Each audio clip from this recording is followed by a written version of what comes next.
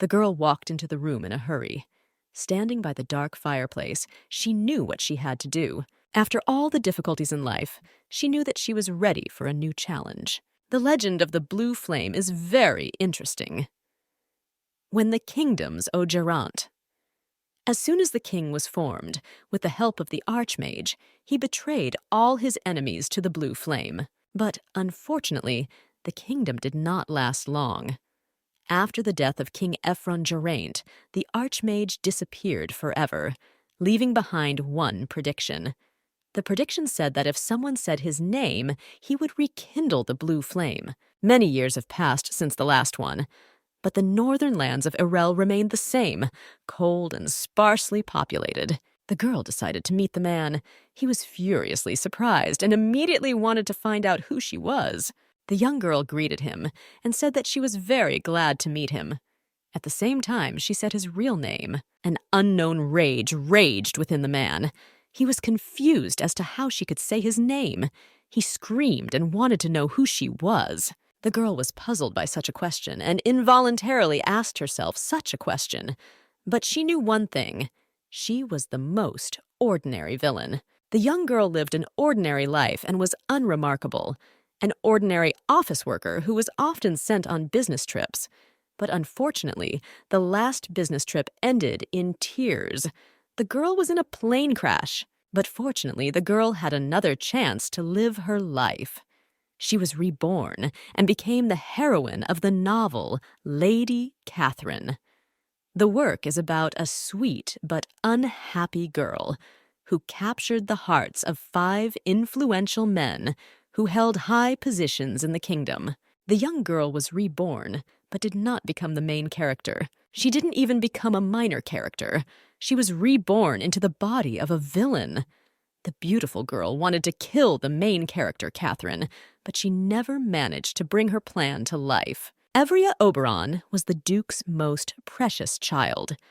The girl had many qualities, but behind the excellent external qualities and outstanding origin of the family, a very bad character was hidden. The girl had everything you could dream of, but unfortunately, there was no real love. She dreamed of a prince. But Cassian was only interested in Catherine. The girl tried to kill the main character, but her plan was very bad, so the girl was caught very quickly. The prince was furious at her action. Crown Prince Cassian Geraint, at the end of the novel, became king and husband of the main character, Catherine. After her rebirth, the girl repeatedly thought that Everia didn't understand men at all. She knew that she didn't have to act like a heroine. The girl also knew that the prince and the main character would be better together. The girl hoped that after this story, she would be able to have fun and spend her family's money. The girl said that it was not murder, but just an attempt. She claimed that since Catherine was alive, everything was fine and there was no reason to worry. The prince was furious. The girl did not allow the prince to fulfill his word and said that she would break the engagement with him. She decided to leave high society and live remotely in peace. The prince was shocked by her words. They were so unexpected that he was speechless. Leaving him, she said with a smile that they would not see each other again. After the engagement was broken, the Duke sent the young girl to one of the family estates in Irel. The estate was located in a very cold and deserted place, which was located in the far north. The girl was in the room with the maid. She was very frozen and furious with the fierce cold. The maid only quietly said that she could bring some hot tea. The girl was shocked and did not understand how they could live in such conditions. Everia asked the maid why there was no fire in their house. The maid said that black acacia grows on their territory, and due to its density, the tree is not suitable as firewood, and their wood supplier, with whom they had been working for more or less 100 years, unexpectedly terminated the supply contract. Evria asked the maid that the company that supplied them with the tree did not happen to belong to the first prince's maternal family. The maid confirmed her question. The first Prince Leiden very early lost his mother, who was from a count family. He became unlucky and lost his position as crown prince to Cassian, whose mother was from a ducal family. The relationship between the crown prince and Everia was terrible. He died immediately after the death of the main characters. He committed suicide as Everia. However, now he decided to annoy her in this way. Everia told the maid to throw ebony wood into the fireplace. The maid was a little embarrassed, but the girl said she had some tricks up her sleeve. After this, a new story began. The girl named the Archmage, which I read about in a book, she called Theoharis, and he came to her. Looking at him, Everia asked whether it was better to address him simply by his name or call him the demon Theoharis. The great Archmage, also known as the founding hero, is actually a bluestone demon. Geraint, the founder king, signed a treaty with him to create the kingdom. Looking at the girl, the demon said that she was a descendant of the man who became king.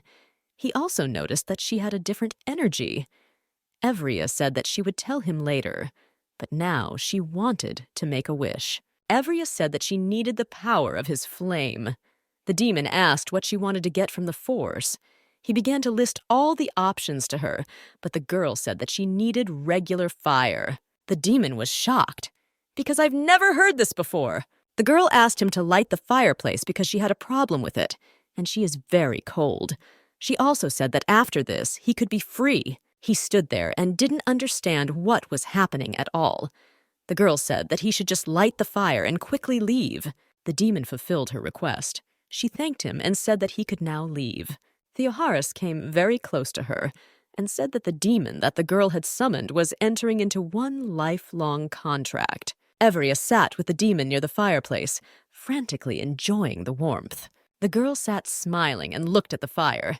She told the demon that she thought the flame would be blue. Having warmed up, she looked at him and asked, with misunderstanding, whether demons were really so stupid that they had to fulfill his wishes for the rest of a person's life.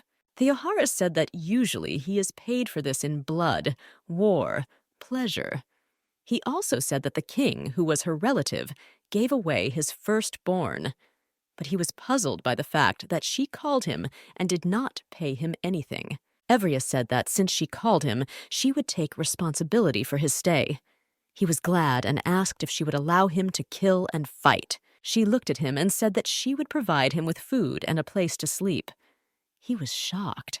She looked at him in bewilderment and asked what he wanted, that she would entertain him. Theoharis, with a grin on his face, asked the girl what she was good at. Everia looked at him with contempt and said that if he fulfills all her desires, then she should not eat or rest, but should go and stand against the wall and look at it with her face. The demon stood and thought about the situation. He didn't understand why she was acting this way, and I thought that he was very seriously in trouble. Everia looked at the demon and realized that he was even very handsome. She knew she would take better care of him than the crown prince. She called his name. The demon thought that she was very cruel. He asked her to call him Harry. Everia said she wanted to make a wish. He told her he wouldn't think about fighting anymore. Everia looked at him and said that was not what she meant. The girl asked him not to kill her. The demon said that he could not kill the one who called him. She looked at him and said that he would protect her then. She also asked him to change his appearance, since he is very handsome and it will attract attention. Harry came closer to her and asked her if she thought he was handsome. The girl asked him why he was surprised. This was not the first time he had heard this. Harry said that he thought she didn't notice his beauty, and that's why she looked so indifferent. He agreed to her wishes and changed his appearance. After the transformation, Harry asked if she liked his abilities. Everia said it was very nice. She stroked him. He was outraged and said that this was a very intimate contact and shook her hand off. Sitting near the fireplace, Harry asked how the girl was going to explain to everyone that there was fire. Everia said that she is a sorceress. He was very surprised, and he said that her magical power is very scanty. The girl knew and was very upset. The wizard can control his magical power. The more power, the stronger the wizard. The presence of power is innate, so its amount cannot be changed. After birth, it can be measured. The main character was a professional. She had a lot of strength, and she could do different things. Everia couldn't even light a candle. Everia said that she would pretend and no one would say anything to her. She was the daughter of a duke. The demon knew that everything would not go away so easily. The servants came to her and could not believe what they were seeing. They whispered that it was a miracle and that now the tyranny would end. Averia was surprised that there was so much joy simply because of the fire. The girl said that the flame appeared after her persistent prayers, and they may consider her a sorceress. The servant asked what kind of dog was next to her. Averia said they could ignore her. Averia said she picked up the dog on the street because he seemed like a stray to her, and she decided to adopt him. Harry was shocked by her words. The servant asked her if it might be worth reconsidering something smaller. Averia held onto the dog tightly and said that she liked this option, and he stayed no matter what. The servant said that if the mistress wants it that way, it will be so. But he added that you need to find out if the dog has an owner. If not, then he will stay. All the servants told Averia that she had performed an incredible miracle and thanked the girl for her kind heart. They said that they should not have trusted the rumors about her and frantically asked for forgiveness. The servant was in a hurry to spread the fire throughout the mansion. He shouted that everyone would be grateful to her. The baron of the estate sat in his room and wondered how the girl could make the acacia tree burn. He thought that the girl's strength was deliberately hidden from the public.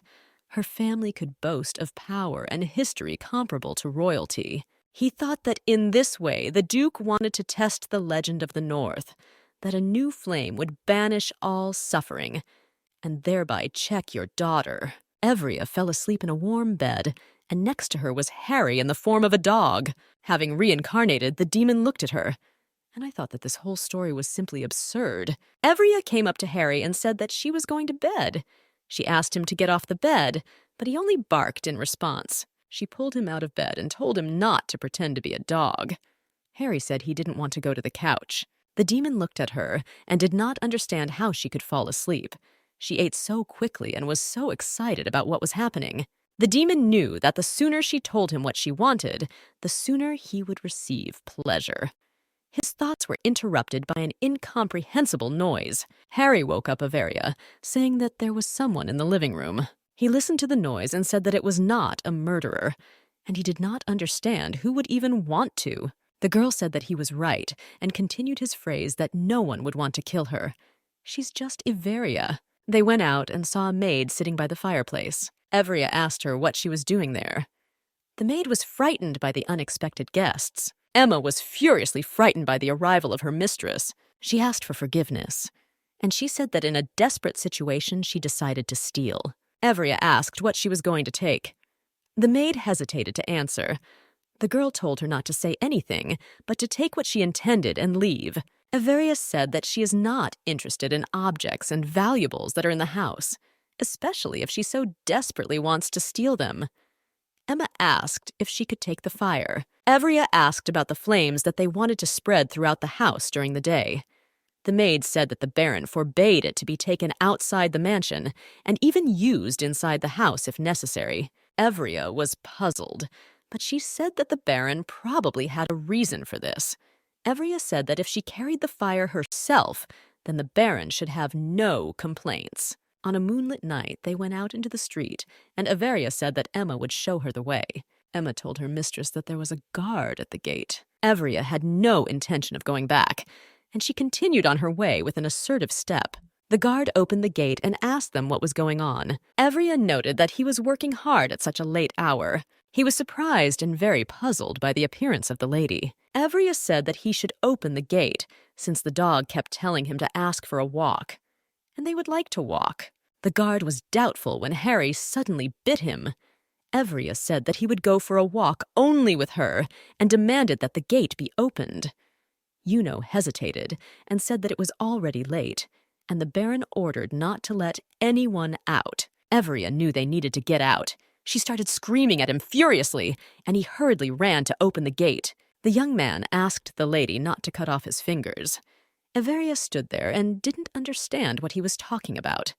The maid said that there were some rumors going around. Averia looked at her and asked what to do with them. Emma said she didn't know because she didn't specify.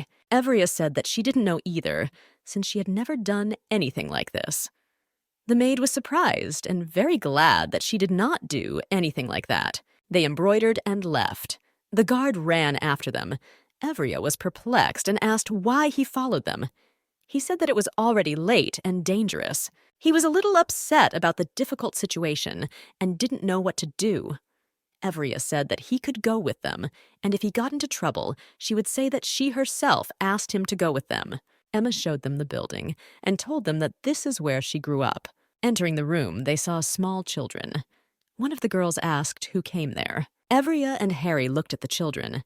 Harry said that if it was that bad, then most likely many had already died from hypothermia. Evria told Lord Lionel to throw the wood they had collected along the way into the fireplace. The girl looked at Everia and said that the tree did not burn.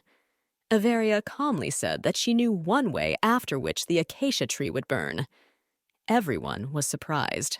Everia carried a lamp with fire to the fireplace upon Everia, and she knocked over the lamp. The fire went out. Everyone was crying. Emma said that without fire, the children would freeze. Everia looked at Harry and told him to light the fire. He looked at her and said that there were quite a lot of witnesses. The girl said they had no choice. Harry obeyed the summoner's wishes and lit the fire. The fire was bright and big. What seemed like a small, inconspicuous fireplace became truly huge. One of the girls said that Everia is a sorceress. She just smiled and said that it would be their secret. Everia asked the servants to remain silent about what they saw. Emma stayed in the small house, and Everia and the man left. He ran so fast that he forgot his sword. The next day, Everia walked through the house, and all the servants were sickeningly polite. Everyone who saw the state greeted her with a smile and saw her off, and they always said something pleasant. Emma asked the lady if everything was okay with her. Everia only asked what was happening to the people in the house. The maid smiled and said that everyone was local, and they knew what the girl had done for them. Everia met with the Baron and asked why he was not distributing fire. She said if he doesn't have any special reasons, then let him distribute fire to all the local residents. He agreed with her and said that he would do everything. The maid said that they were all incredibly glad that the mistress did this, and now they know her true face. Everia sat and thought about everything. She knew that she had to act according to her conscience. To Everia, and said that Prince Cassian had arrived. Everia was puzzled and shocked. She never expected to see him. Going to meet him, she wondered why he had come. After all, they broke up. Everia remembered the novel and knew that there was no such thing there. She hoped he wouldn't give her any trouble. The prince sat and drank tea. Seeing the girl, he said that she looked much better than when she was in the capital. He made a little joke at her expense, which was extremely inappropriate. Everia impatiently asked why he had come. He said he came to see her. The prince said that she doesn't have to pretend, and he knows how lonely she is without him. The girl knew that this was how he always kept Everia close to him, and she, blinded by her love, did everything he wanted. Everia looked at him and realized that in comparison with him, Harry was much more attractive. The prince said he had come to console her because he thought her heart was broken. Everia, without even looking at him, said that he had come in vain. Everia asked the prince if their breaking of the engagement was such a serious problem. The prince said he didn't know he could feel love for someone, and that's why he got engaged to her. But when he met Catherine, he fell in love and couldn't imagine anyone else next to him. Everia looked at him and asked if he wanted her to congratulate him. The prince said that they would be glad that she would congratulate them. He asked her if she could bless them. The prince came close to her and said that her father refused to hold the mining business. And lately, he has had a lot of problems because of her. The man said that if the girl wants to cooperate with him, he will not make her a queen, but he will be able to offer her something else. In the eastern part of the empire lies an untouched magical mine. It is assumed that there are huge deposits of stone there, but no one has taken up this matter, since a lot of financial support is required. However, the prince's faction, financed by the Oberon family, began developing the mines. But after the engagement was broken, the funding stopped. Everia understood why the prince came so quickly, but she also knew that her father would not listen to his daughter. Harry lost his temper. He could no longer tolerate the prince's behavior. Harry used all his powers in the form of a dog and threw him away from his mistress. The prince fell, not understanding what had happened. Evria asked Harry if he did it. He said that Evria approached the prince and said that she was not attracted to him and was not interested in his proposals. She looked at him and said that now he had to beg her to get what he wanted. The man left in a hurry. Evria looked after him and said that she would not accompany him. The prince left the house in a hurry, but when he reached the stairs, he accidentally tripped and fell. Evria looked at her demon. She asked if he did it. He asked with a smile how she was. Evria hugged him tightly and thanked him. Harry was confused by this. He didn't have time to do anything intelligible. Evria left him. Evria looked at him and said that lately he had been very tired. Because his legs were weak, he fell more than once. Evria said that, of course, a weak body is not a death sentence. Evria sat with Harry.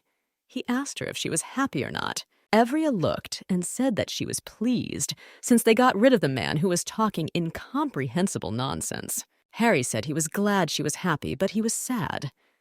Evria was confused for a moment, and she said that he says that every day. The demon wanted to shed blood. He persuaded her to start a war. Harry said that he could not resist, and for her sake he dealt with the prince. But he resisted so as not to kill him. He asked if she would allow him to kill. The girl gently ruffled his hair and said that he was smart and needed to calm down a little. He said in a rage that she should not mistake him for a dog. Evria said that he had nice hair, but that he was a dog had nothing to do with it. The girl offered him a cake and said that he would take whatever she gave him. And she asked if he noticed how surprised the maids are when they eat. Evria said that the maids thought she was eating for 10. The demon said that he just eats stress and can't do anything about it. The girl looked at him in surprise. Harry said that killing is a basic need for him, like food is for people. He also said that he would not die if he did not kill, but abstinence would be a very painful death for him. Evria asked Harry if he could use some other methods. He looked at the girl with misunderstanding. She was passionate about learning about other methods. He asked how old Evria was.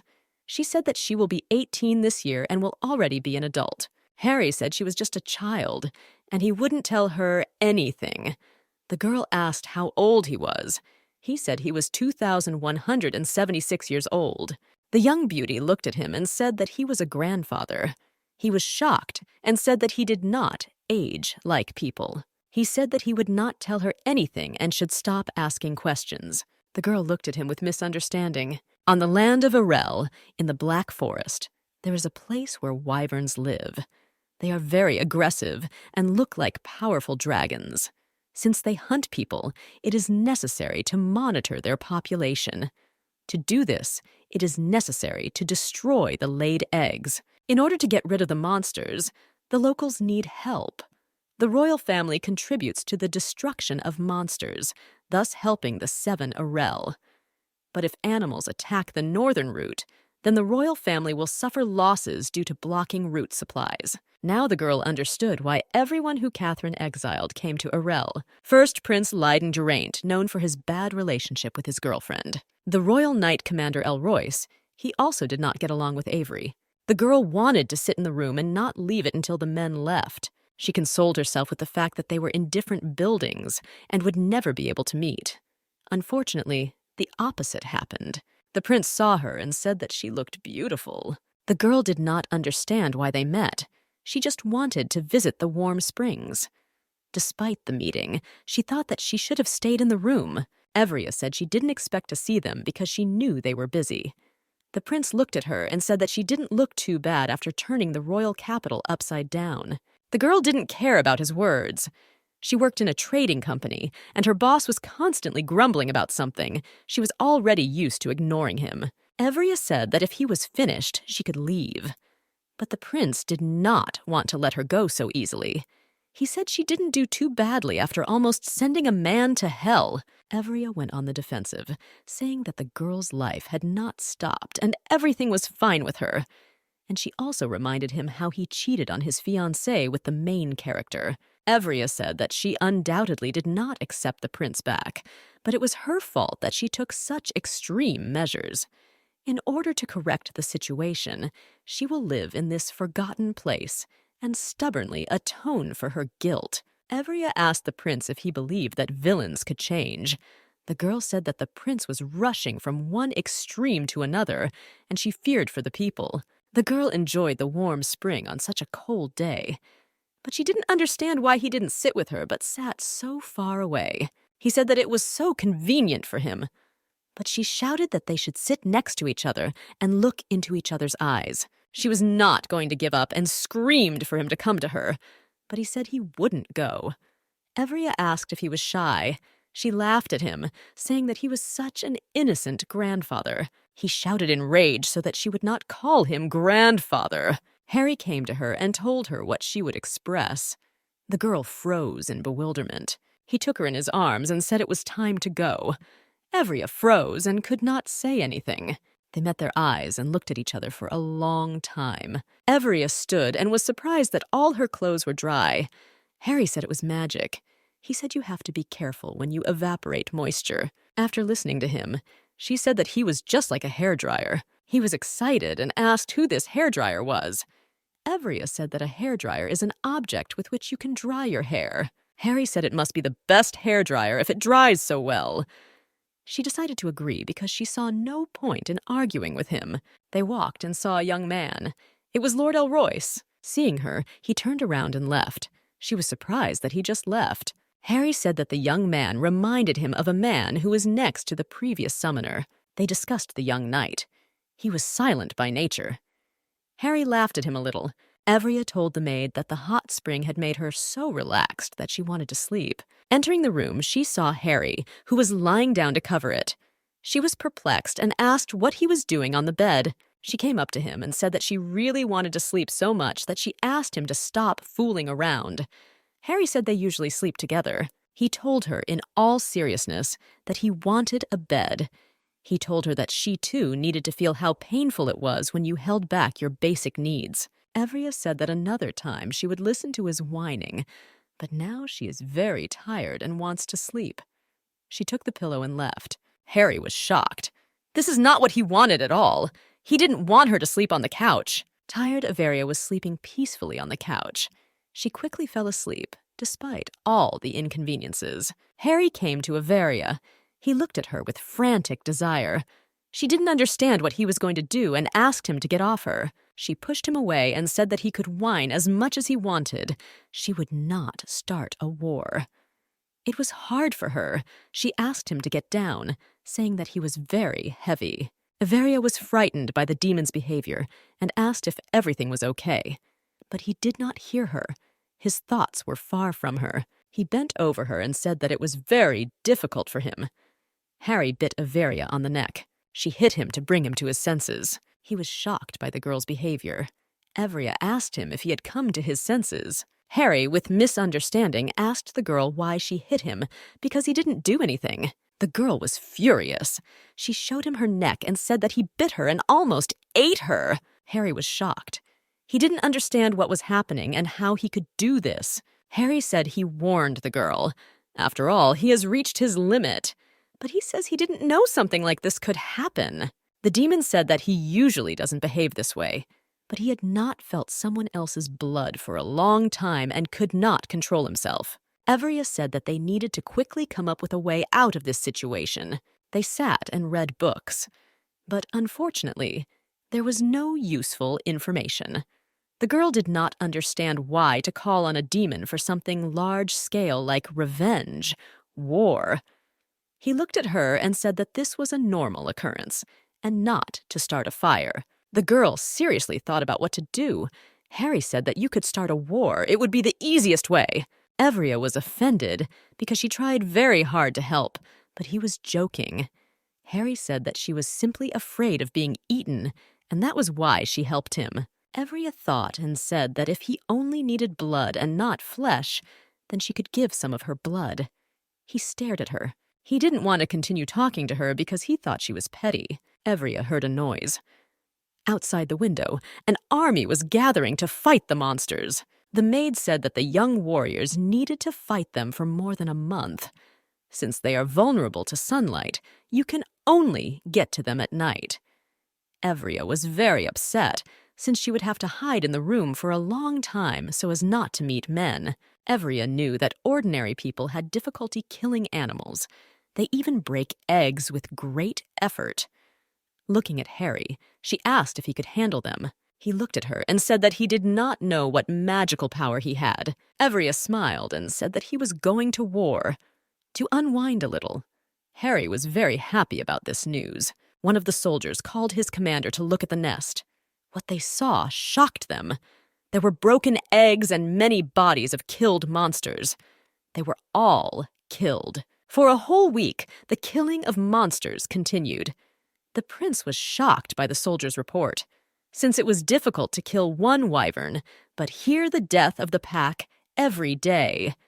The soldier said that the search party is investigating this case, but unfortunately, there are no results. The prince was frightened as a beast stronger than a wyvern appeared. He was thinking about help from the capital. The soldier said he didn't think another animal was involved in the situation, since traces of fire were found on the bodies of the animals. The prince said that their opponent was smart and very strong. He wanted to know what the likelihood was that it could be a person. The prince did not know what to do. And how will the royal family react to everything? He was supposed to take the crown position, but after the death of his mother, the king married, and his second son took the place of crown prince. The queen sent the prince to dangerous places at every opportunity, in the hope that the young man will suffer defeat. Evria sat and watched Harry. He frolicked with all his might and was very happy. The girl thought that she had summoned a very powerful demon. Harry said they could go now. He asked Evria if she was afraid of him after such actions. She looked in bewilderment and did not answer. Harry said he has great power, but she should not be afraid of him, since he treats her with care. They continued talking when suddenly they saw a huge creature. Wyvern unprecedented size showed up to them. This was the main wyvern. She greeted the girl and the demon. Evria was in shock and did not understand how a creature could be intelligent and communicate with them. Harry said that she was special and lived much longer than the demon. The wyvern asked why the demon killed her relatives. Harry replied that he didn't need a reason to kill, and he asked why she had flown from the very south. The wyvern turned to the girl because she knew that it was she who had summoned the demon. She desperately wanted to know the reason for such cruel actions. Evria knew she had to tell everything. She said that if the demon does not satisfy its desire to kill, then it begins to lose its mind. They spent a long time looking for a way to solve the problem and eventually began to catch wyverns. The wyvern was furiously angry. She screamed at them, and she said that there was another way to solve the problem. Harry was furious and said that she was just a baby, and he asked her if she and her relatives did not protect their small offspring. The wyvern apologized, saying that she had made a mistake. Coming closer, Evria asked why people were exterminating them. Wyvern said they were preventing trade and cutting down forests for logging. Evria was shocked. She knew the demon needed help, but they couldn't kill these creatures now. The wyvern looked at Evria with puppy dog eyes, and she said that they would not kill them anymore. The wyvern gave the girl one of her scales and said that her relatives would recognize her and would obey the girl. As she left, she said that if they needed her help, they could call her and she would definitely come. She said that she would arrive at any time with great joy. The demon was angry with the girl. He didn't understand how she could do this to him. Everia, confused, said that she would come up with another way and settle everything. Evria thanked Harry for giving her a new friend and scales. Holding the scales in her hands, she heard an incomprehensible noise, followed by a frantic fright of both. Wyverns flew to them. They surrounded them. They sat quietly and looked at the man and the demon. One of the wyverns approached the girl and put its head to her like a cat. She rubbed herself against the man as if she were a domestic animal. Suddenly, they heard a man scream. He screamed to his mistress while lying on the ground. He wanted to protect her. Everyone looked at him. He said that he would save her with his sword, which, unfortunately, was far from him. Their sweet conversation was interrupted by the arrival of knights. The girl did not understand how they found her. She left secretly. They all flew away from the battlefield. Harry asked the girl if she was scared. She said with a smile on her face that she really liked flying, that it even took her breath away. They arrived at the estate. They were surrounded by soldiers. Everia told them not to touch the wyverns anymore. Everyone was in shock and had no idea what was happening. Everia said that she wanted to talk to the prince alone. The prince asked if she really tamed the wyverns. Everia said that he saw everything with his own eyes. So she has nothing to add. He said with hostility in his voice that he was not going to tell the royal family anything. Everia asked him only one thing, that he would tell the family that the problem with the wyverns had been solved. He looked at her and asked what he would get in return. She said it was a good way to build relationships, since the royal family will no longer be interested in their lands, and besides, the prince will not have to see her anymore. The girl said that this problem is very important to her. She did not want to resolve it with the crown prince, since she did not like him, and he did not act nicely towards her. In the original story, Leiden suddenly disappeared after Cassian became king, and a few months later, on a distant continent, only Leiden's bloody watch was discovered. He accepted her offer with rage in his voice. The girl said that tomorrow they would discuss all the details, since it was already quite late. Everia left the room. She really wanted to go to bed. The girl saw Lord Elroyce behind her. She asked why he was following her. He said that it was already late, and he could not allow her to walk alone. Everia was shocked. She had never heard such a clear, soft voice before, and she was confused that he spoke so rarely. Everia said that he had a very beautiful voice, and he could talk for days on end. His family was famous for its knights, but unfortunately he was not like his brothers, and partly because of his voice they mocked him. After he grew up, he found out that his brothers were simply making fun of him because they were jealous. He was of the purest blood and had an advantage over them. As he grew older, his voice changed. Everia didn't understand why he was so surprised. She recalled that he heard the first compliment in the second book, and she realized that she had said it too early. Everia told Harry that she hoped the man would not listen to the villainess's words. Harry said that he was actually offended, and he will no longer be able to kill wyverns. She approached him and asked how much longer he would sulk at her. The demon pulled away from her. Everia said she knows how important it is for him to see blood. She said that she would definitely find a way out and help him. I just asked him to wait, and she asked how much time he had. Harry said he had about 2 months if he didn't use force, but if he does, he turns into a dog in about a month. Everia said that if she didn't succeed, he would break her neck. He was shocked by her statement and simply said that she needed to find a way faster. Harry told her to share her plan for the prince. Everia said that if the knights are settled by wyverns, then in the whole world they will have no equal, and everyone will benefit. Since people and animals fight among themselves and suffer heavy losses, it will be beneficial for them to cooperate. Everia told the prince about her plan. He said that such a tempting offer made him confused. Everia said that he could write in his report that it was a very quiet and peaceful place. And she also said that if he doesn't like it, then let him guess exclusively to her. The prince was at a loss as to what he was talking about. She said their family terminated their timber supply contract. He was shocked. He said that the deal was beneficial to his family and was confused as to why the contract was terminated. They both thought the situation was very suspicious. Everia and the prince pondered who would benefit from terminating the contract. The prince said that he had a good informant and would contact him. Luke is the head of the Information Guild. He obtains information of any kind and place. Master of Transformation. Close friend of Prince Leiden. They met purely by chance when Leiden was in hiding. Having overcome various hardships in life, they became best friends. Leiden said that he was indebted to Everia. The girl said that she only accepts payment in cash. Everia, along with her new friends, stood and watched as the knight could not climb onto the beast. She had heard rumors, but wanted to verify it personally.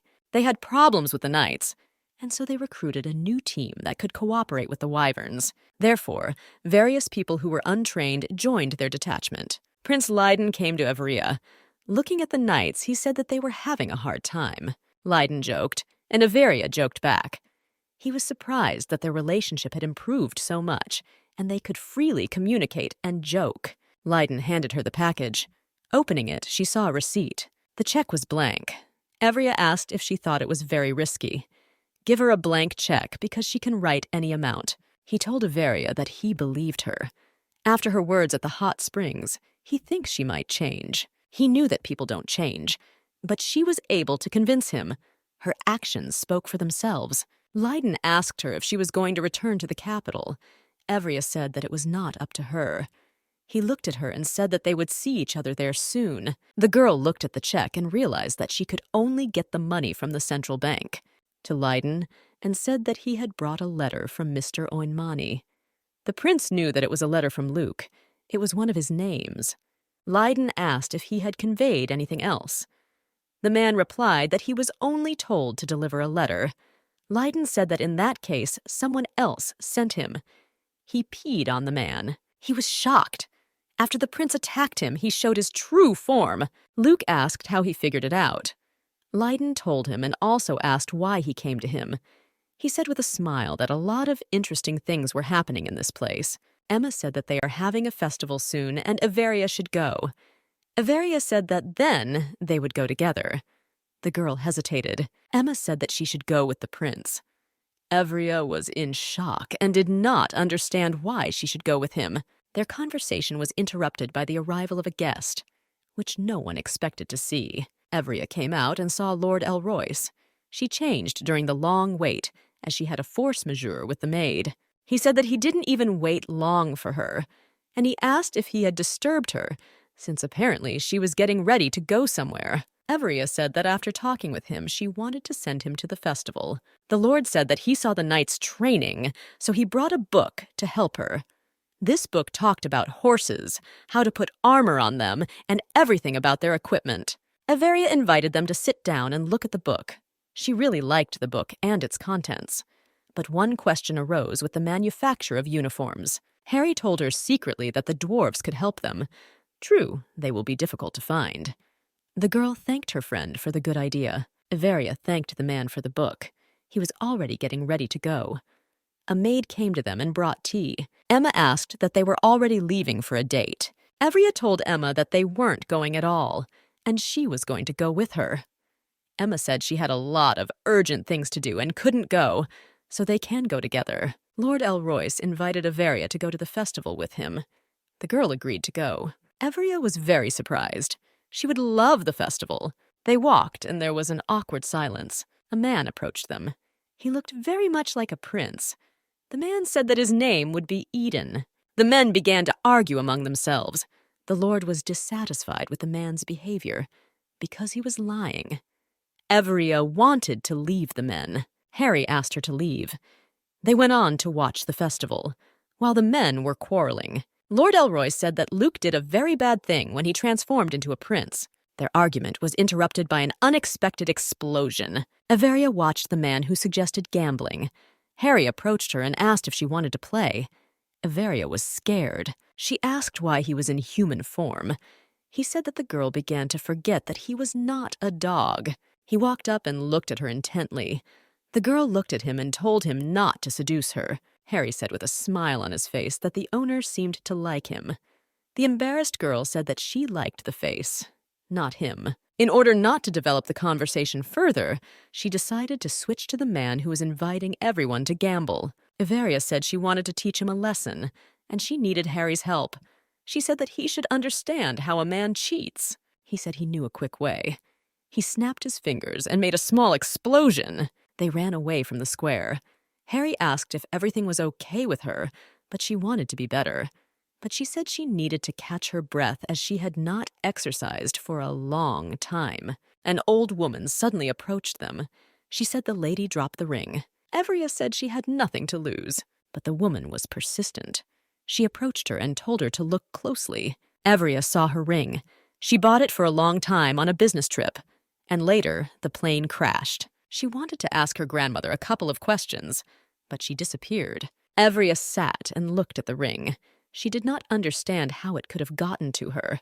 She didn't believe it was the same one. A maid came to her and said that the knights were leaving and asked if she would like to see them off. Evria was surprised and did not understand why she would do this. The maid said that after the explosion, he was looking for her.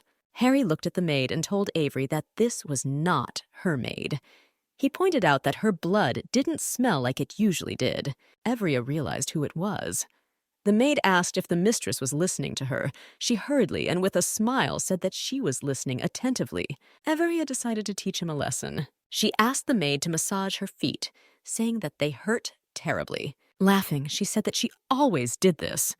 Everia expected him to reject her request. She said she would do it once. She does it all the time. Evria liked it. The maid asked questions to the girl. But when she asked her a question about wyverns, Everia became a little embarrassed. Evria said that she would tell the secret, namely, how she tamed it. The maid said that she was not worthy of such a thing. Everia said that she was her closest servant, and she was obliged to tell her. Everia said that with the help of the song, she tamed them. The girl sang a song. With the help of the song, she said that she deceived Luke and knew that it was him. He was shocked that she saw through him. Everia was even glad that he came. She wanted to talk to him. Evria invited Luke to fulfill her request. As part of the payment, I gave him a blank check. He said he doesn't accept requests related to Catherine. Evria said that she had nothing to do with it. Evria asked him to find information about the dwarf village, and precisely to determine their location. Luke completed his task. He provided information. Evria asked Harry if he knew where the indicated place was. Harry said he was going there early, since his former summoner wanted to take possession of the sacred sword Jupiter, which was in the settlement. But the king could not reach him. Evria got ready to go on a trip. She told Emma that she was leaving and asked her to hide the traces of her absence. Emma was very worried that the girl was leaving alone. Evria said that Harry could expose himself to Emma. He greeted her. The girl was shocked that the dog was talking. Evria and Harry were looking for the dwarf village. Evria offered the demon a cookie. He wiped her cheek and said that he liked crumbs better. Adding that they need to split up, this will make the search go faster. The girl did not understand how she could find the village. She fell and fell into an unknown place. She caught the dagger and fell. The girl came to look. She was confused that people just left him on the ground. Evria thought that this was very dangerous, as someone might get hurt. She pulled out the blade and it began to glow. Dagger said he was expecting her. Evria got scared and threw him into a rock. She thought it was a spirit and wanted Harry to exorcise it. He said that he was a sacred sword, not a ghost. The girl was surprised. She took it and carried it in her hands. He asked her why she was carrying him like that. The girl said she didn't want to get tetanus. He said he didn't know what it was, but he was offended. Everia heard a noise not far from them. A dwarf ran up to her. He said that she needed to go to their village. Everia was there, scared and calling for the demon. The dwarf said that her friend was already in the village. The dwarf told the two travelers everything he knew about the sword and said that the sword needed to be repaired. Everia agreed with him, since she could not wear it in this condition. Evria said that she needed the most skilled blacksmith. She wanted to take him to the human estate. The dwarf said that he would consult with the others and tell the answer. Evria agreed and said that they would wait for an answer until the morning at the entrance to the cave. Harry asked the girl what she thought about the situation and whether the dwarves would agree. Evria was sure that they would agree, because they need to rebuild the village. Dwarfs were walking towards the girl and the demon. They were hoping for a positive conversation. The man introduced the travelers to the best blacksmith, and also his daughter. Evria said she wanted them to make wyvern saddles. Rapashi was very surprised. After all, she knew that animals are very fierce. But Everia said that she managed to tame them, but it is very difficult to settle them. Rapashi did not believe what she heard. Everia said that the wyverns would soon fly to the settlement. Rapashi was very interested in Everia's proposal. She had already listed all the materials needed to make the saddle. Everia said that she would wait for the girl in 2 weeks with a sword in Arella. Harry and Everia were flying. Everia reflected on how lucky they were. They managed to find the dwarfs and find the sword. The girl wondered why she pulled out the sword. Harry was silent as he thought about the situation. Evria asked why he was silent. He said that it was unfair that some people they didn't know called her by name. But he didn't. Evria asked that he didn't know her name. He said he knew. Evria said that then he could call her by her name. He addressed her by name. Everia said that everything was simple, and he could address her like that. Sometime later, a forge was built for Rapasha. The knights stubbornly learned the basics. Everything went without incident. Rapashi saw a tree and asked Everia if she knew what it was. Everia was surprised by such a frantic desire. She said it was black locust. The tree passed through and burned because it had a dense structure. And there is also a lot of it on their lands.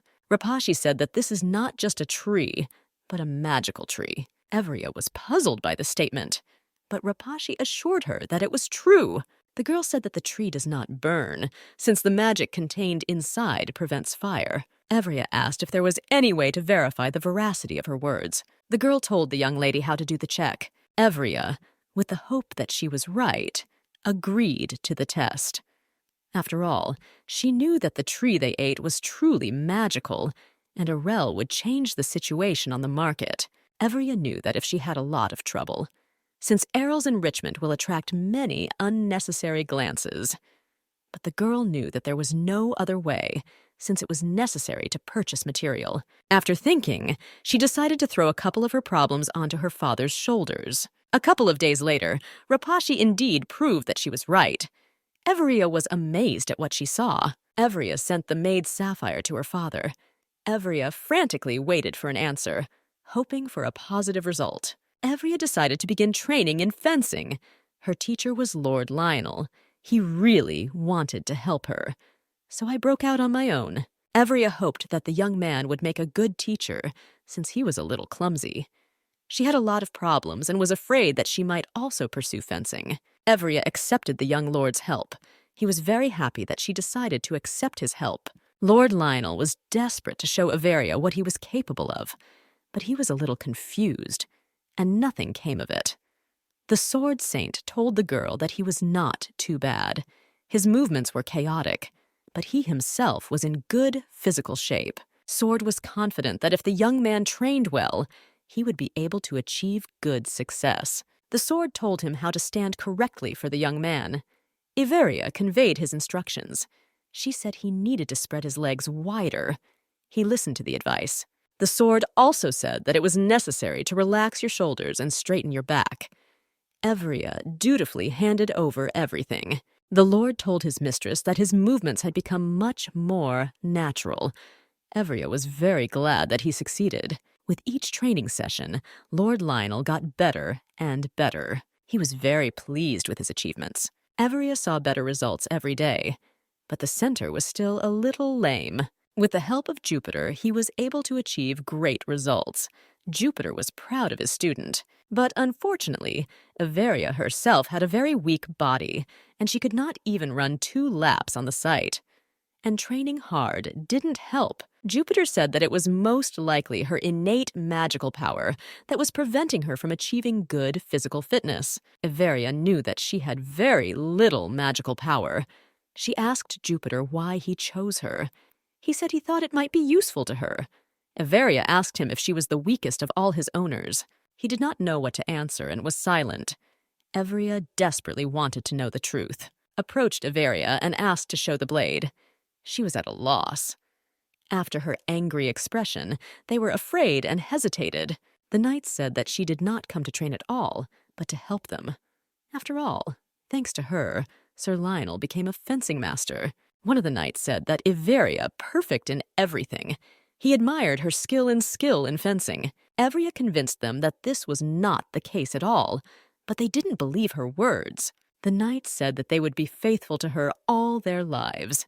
She trains them every day. Every training session, she pointed out mistakes to someone, praised someone, and she enjoyed training them. Harry said that he knew that this fate awaited her. Everia told him to sit and be silent. Evria's father came to the site where they trained. He said hello and said she looked good. Everia was very surprised. She did not at all expect that he would come to her in person. They stood and looked at each other. The atmosphere was very tense. Jupiter asked Harry about the girl's father, since he noticed that they did not get along very well. Harry said they were like enemies. Everia said that he could go and watch the girl make gems. Her father told her to accompany him. Everia was surprised and did not know what to do. She didn't want to go with him at all. Harry and Jupiter discussed them furiously. Father and daughter were like two peas in a pod. Everia didn't want to listen to them either. She asked them to be silent. Everia told her father that they could go and showed him the way. Since the forge was very far away, Everia suggested that he go by carriage so that it would be faster. He said he didn't want to go. He preferred to walk. They walked through the green forest, and there was an awkward silence between them. Everia was not even surprised at this behavior. They never had a warm relationship. They didn't act like father and daughter. The man said that Everia looked very good. Everia was shocked. She never expected her father to say something like that. Everia said that everyone here is very kind to her, and that is why she is so happy. Her father almost fell. Her words confused him. He said that he had never heard from others that northerners were kind. Everia smiled and thought that his face was very villainous. She said that wasn't the case initially. Her father said he knew and praised her. Because she worked very hard, Everia thought about his words. Since she sent him a letter, only once, and it only talked about stones. She asked him if he knew everything that was happening in her life. The man said that the Baron regularly sends him letters. Everia understood why he was watching her. She had made many mistakes, and now he wanted to know everything about her. The man reproached his daughter for not sending him letters herself, and he knew nothing about her life. He was worried, and the Baron talked about everything. That's how the father found out that his daughter had a dog. Father would have liked to say something else, but they had already arrived at the workshop. The man began to evaluate the exquisite stone. He couldn't believe that the stone was made from black locust. But Rapashi confirmed everything and removed all doubts. Rapashi said that the process of making stone is not dusty, but you need to carefully monitor the time so as not to make a mistake. The man thought about the whole situation. He said that Arel is the only place where the tree grows on such a huge scale. He said that if people found out, the world would turn upside down, and they will all want to have the tree. He was at a loss and wondered why Rapashi told about this. Rapashi said that she believes Everia, and sincerely, she believes that the girl will not use knowledge for selfish purposes. The man was dumbfounded. He didn't understand who he was talking about. He couldn't believe the girl was talking about his daughter. The man looked at Rapashi and said that she apparently trusted his daughter very much. Rapashi said that not only she, but the whole village. She wanted to say, for the sword.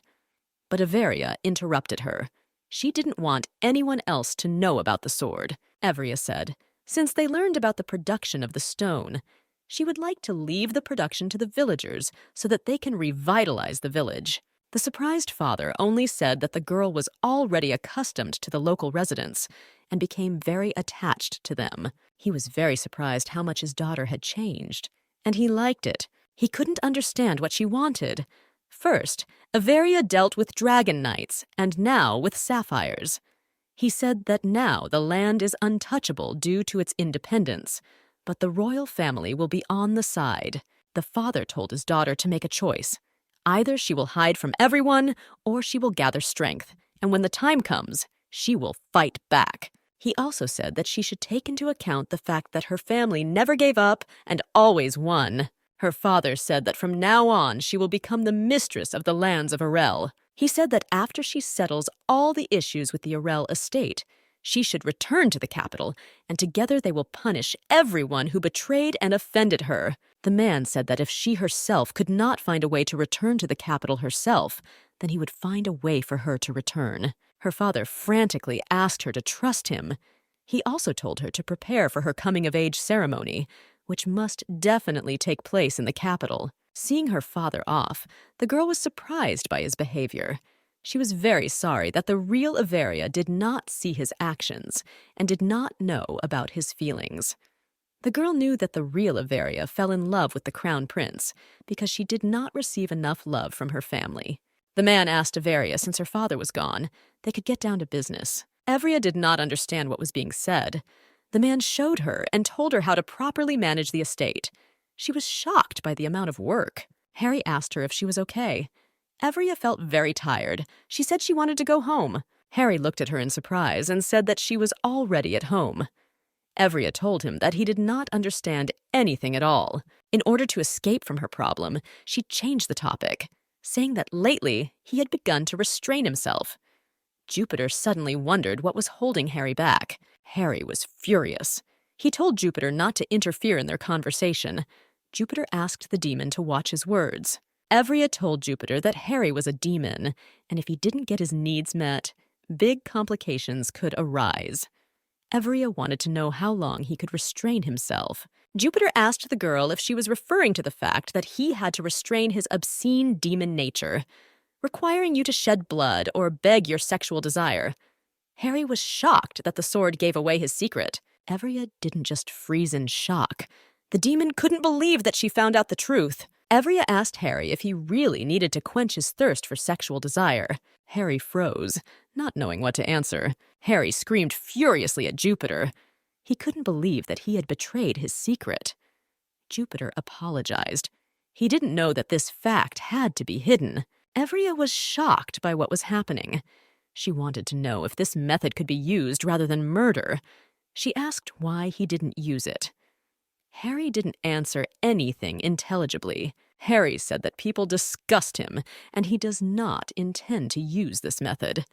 Averia was surprised by this answer, but Harry assured her that she was an exception. Harry said that after she called him, his scent pierced her soul, and therefore he did not feel any feelings of hostility or disgust towards her. He looked at the girl and said that the method described by the sword was not suitable. Averia was a little embarrassed and only asked why this option did not suit him. Harry said that no one would want to sleep with someone like him. Averia said she is an exception, and this can be done with her. He was shocked by her words. Harry shouted that she was just a child, and she shouldn't talk about such things. Averia said that with her next birthday, she will become an adult, and she clarified that they have no other way. Averia asked Harry if he slept with his former summoner. He gave a negative answer and replied that he had never restrained his thirst for blood when he served a man. Harry was furiously amazed at Averia's knowledge of demons. Averia said he was a demon, and demons tend to desire blood, murder, and sex. He covered her mouth with his hand and said that she was just a child and asked her to be silent. Harry said that he did not understand at all why she had such a monstrous idea about demons, since he had never done such a thing even in the underworld. Averia was surprised and puzzled, wondering why he didn't do such things. Harry hesitated and said that he was not interested in such things and was more interested in blood. He didn't understand why he had to discuss such a sensitive issue with a child. Averia asked him with interest. Since he had never been with anyone before, she would become his first partner. Harry was very angry and did not understand why she was talking and always putting such meaning into her words. He shouted at her that he wouldn't do this. Averia was puzzled and knew that they had no other choice, nor time. Averia told Harry that they needed to start testing at least touch, because if it didn't work, they should know in advance. Harry didn't understand what she meant. Averia came up to him and kissed him tenderly with her nose in passion. Recoiling from her, he froze in frantic shock. Harry couldn't say a word. He sat on the floor and, blushing, stared at Averia and did not know what to do. Averia asked him if he liked it or if he was disgusted. She desperately wanted to know if she had helped him. Averia looked at him and said that if he was disgusted or uncomfortable, then they wouldn't do it. After a long silence, he said that everything was fine with him. Averia sat down on a chair with relief and said that they were leaving this method for last as a last resort. She was disturbed by Jupiter. He told her that if they went further in their experiments, then they should leave him somewhere else. Averia obediently agreed. Mass production of stones began. They hired women who had lost their husbands as well as orphans. They did all the work together. Harry stood there and didn't understand what Averia wanted to do. He didn't know the meaning of the term idol. Averia wanted to introduce Harry to society as quickly as possible, and by plane. He was puzzled and just asked what she was talking about. Averia said she wanted Harry to go out into the world. Harry was surprised and excited. He asked Averia that now he could stop turning into a dog. He was very happy. And Averia really wanted to present him to everyone in human form. Emma came to Averia because she called her. Averia only asked in surprise that she had already arrived. Emma saw Averia sitting on the man's lap. She was scared and wanted to call the guards. Averia told Emma that there was a misunderstanding. Emma hesitated, confused by the whole situation. She began to speculate. Emma said that she wanted to call the guards because there was a stranger in the mistress's room. Harry said that he was not a stranger at all, but an old friend. Emma was shocked and said that she would never forget him. Averia introduced him. Emma was shocked. She didn't understand how he could be both a human and a dog. Averia said she wanted to formally introduce him to everyone. Emma fainted from such news. Averia ran towards her. Emma said that everything was fine. Her legs just gave way from fear. Emma was extremely surprised and did not understand how she could help. Averia said Emma needed to confirm Harry's identity. Averia told the girl how she wanted to introduce him, and Emma, in turn, offered another option. Averia liked him very much, and they agreed. Since Emma's proposals were suitable in turn, no one would have any doubts about his origin. Thus, Harry joined the Order of Knights. Initially, he received a hail of questions. The knights wanted to know who he was. They assumed that he was Averia's personal guard. The knights looked at him with wariness. As a result, the meeting went smoothly and without incident. After all, the knights only formally performed their functions, since it has long been a time of peace. Averia praised Harry, saying that he did a great job and was able to get by without fighting. Harry looked around and saw no one. He approached Averia and said that the two of them could talk. The girl thanked him for holding back. Averia said it was time to pick out some clothes for him. He was surprised. The girl said that they want to update the Order's uniform. The young lady thought that the previous uniform looked a little ridiculous. Averia said the new uniform would look great on Harry. The young lady assured him that he was perfect, and if he puts on a new magnificent uniform, it will be just fire. She assured him that if he puts on a new uniform, literally everyone in the area will come running to look at the new order of knighthood. She said that he would definitely be a key figure. He looked at her surprised at her behavior and said that she was like a little child. She said that she needed to take his measurements. I didn't understand what was happening and said that she had already measured him a long time ago. Averia. She said that it wouldn't hurt to take measurements one more time. He said that she had finished all the preparations a long time ago. She looked at him with tenderness in her eyes and said that the demon has an amazing physique, and she would like to be closer. Harry didn't understand her behavior. He picked her up and told her to listen to him very carefully. Harry said that she didn't take him seriously at all.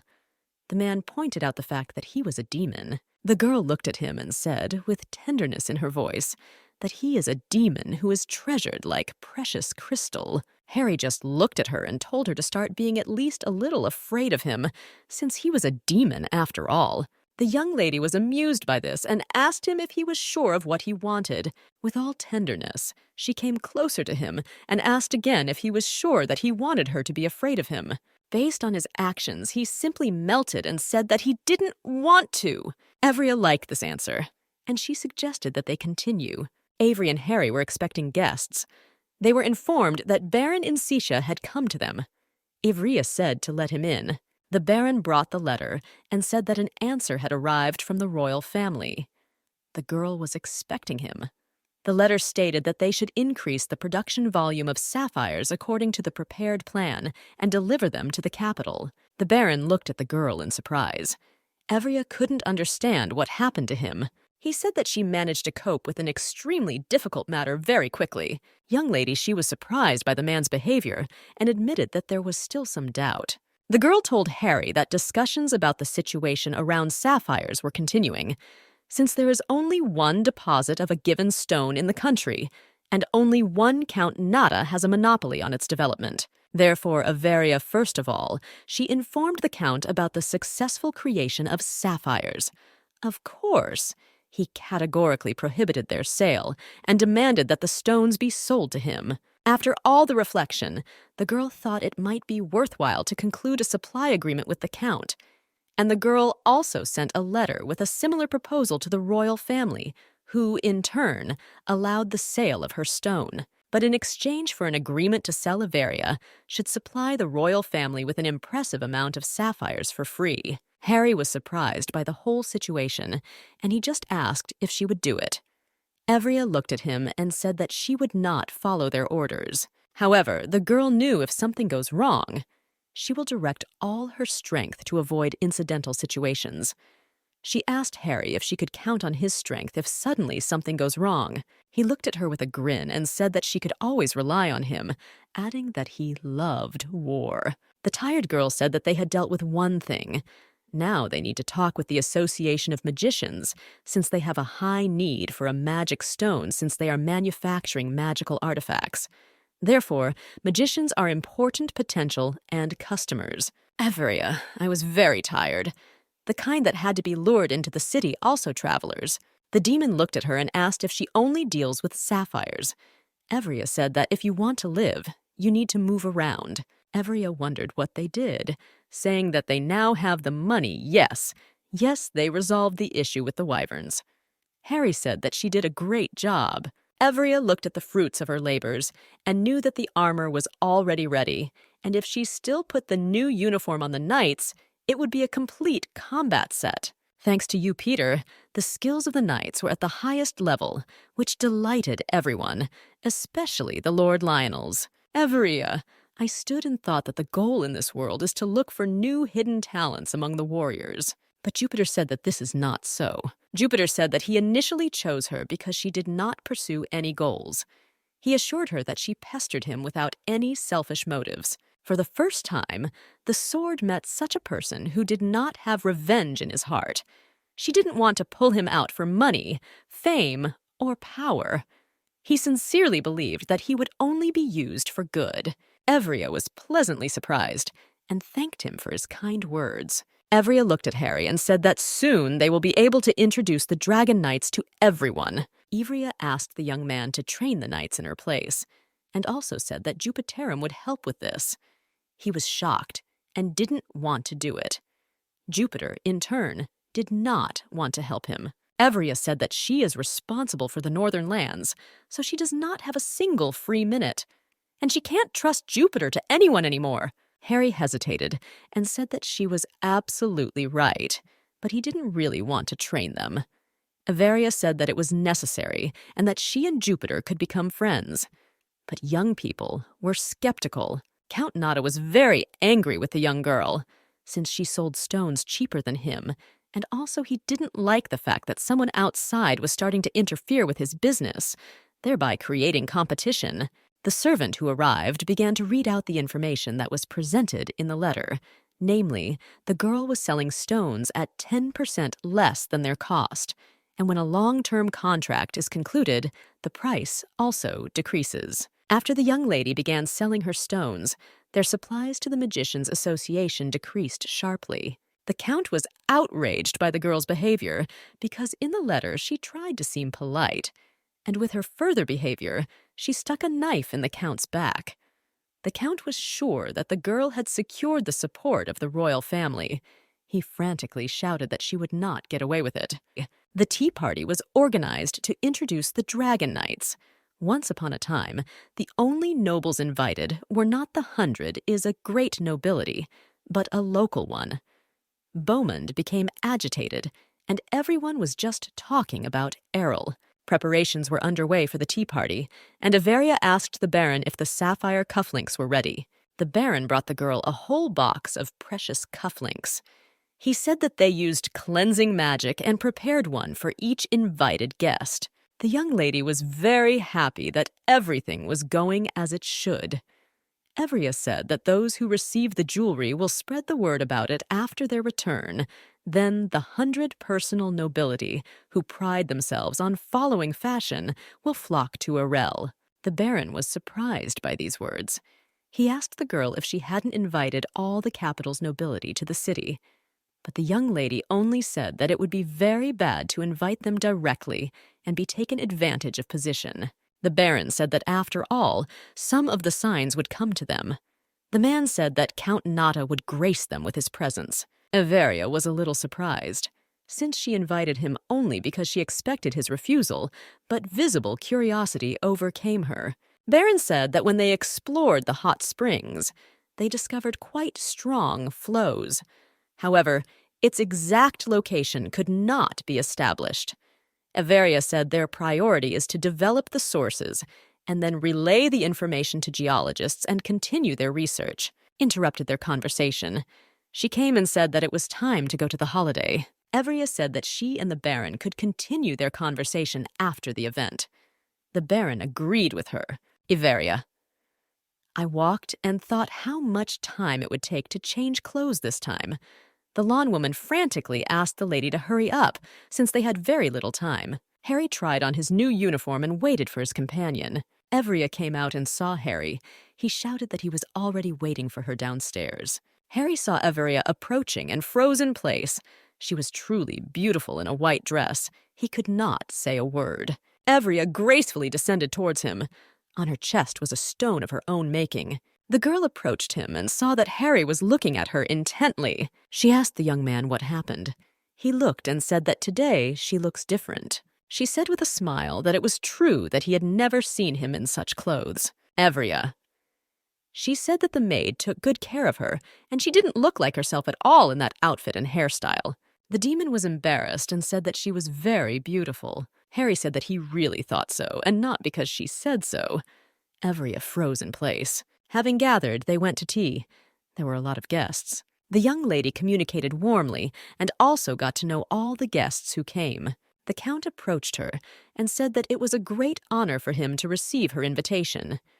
And after thinking about it, he decided to unconditionally meet with the young lady. The girl said that she was very pleased to meet him and introduced herself. Everia did not expect that he would grace them with his presence. After all, he is a very busy man. The Count said that he was an expert in such a difficult industry, and he could not help but come, since his young colleague was starting her own business. They communicated politely, but there was tension between them, like future enemies. The girl decided to joke with him a little in order to diffuse the situation. He didn't appreciate the joke a little, and she said that it was just a harmless joke from a junior colleague, so he shouldn't hold a grudge against her. But then she asked her to forgive her since she needed to make a welcoming speech. Everia raised her glass and thanked all the guests for coming. Everyone has been waiting for this moment for quite a long time. The young lady did not want to take up precious time from the guests, and that very minute introduced new pride Arella. The young lady proudly introduced the Ice Knights to all the arriving guests. He flew over her head. They hovered in the sky like a flock of winged, carefree, fiercely beautiful dragons. After their colorful appearance, Harry and Lionel divided into teams and demonstrated an imaginary fight in the sky. In a frantically colorful struggle, the demon won. He was beautiful and was also the center of attention. Everia stood and watched the most outstanding performance, when suddenly all the knights landed and headed towards her. She was excited and didn't understand why they were all heading towards her. They came closer, on their knees, and said that they wanted to take an oath of fealty, and from now on they would be her knights. Everia was shocked because she did not expect such a turn. One of the knights presented a sword and asked her to take their oath. The girl froze in shock and misunderstanding, but still accepted their oath. All the guests furiously discussed the tea party because they were sure that it was simply incomparable. The young lady said that this tea party was straight out of a real fairy tale. When the young lady took the oath of allegiance to the Knights of the Hay, they were shocked that the young lady was such a noble and amazing person. Everia felt restless after what happened. Harry was puzzled by this behavior, as he did not understand why she was so depressed after such a shocking success. The young mistress could not do anything about it, as she felt very burdened. She didn't plan anything like that and didn't want anything. She just wanted to lead a measured and calm lifestyle. Evria understood that the oath of allegiance from all knights meant that the lives of other people lie on her conscience, and this in turn is a very heavy burden. One of the knights called Harry. The young lady said he could go, and he will stand still and think a little about everything. The demon said that the knights simply took it into their heads to swear an oath to her, and they did it simply, so she shouldn't worry about it. He asked her so that she always keeps a sword with her. Everia said that she felt much better, so he could calmly go about his business. Evria gathered my strength, because she knew that she had a lot of work. She decided to go and start immediately its implementation. But then a man approached her. She did not expect to see him. The Count approached the girl. He was furiously angry with her. The girl woke up with a headache. She had a violent headache because she had been hit in the head. She sat in a dark dungeon, not understanding what was happening and not understanding where she was. There was a chain harness on her leg. Evria remembered as Count Nada kidnapped her. She could not even imagine that he would be kidnapped from his own castle. She was furiously angry with him for his action and thought that he had gone a little crazy. Jupiter called out to her. He was very glad that she came to her senses. She was glad to hear him and asked, "What's happened?" He said that they were in the Count's dungeon. Jupiter said that they left the hour when they knocked out Everia and used the magic stone. Everia asked him to be silent for 1 minute. So it was very bad. Jupiter said that you can help. The girl was surprised and asked her mind if he could heal. He said that he can. Everia froze in shock, as this was the first time she had heard such a thing. She actually thought that he was just a talking sword. Jupiter said that he has quite a lot of functions and skills, and the best of them is that he can sparkle so brightly so he can illuminate the reality of his mistress. She said it was all very well, but she wished he healed her. He said he couldn't at the moment. Evria. I froze in bewilderment because he just said that he could do the treatment.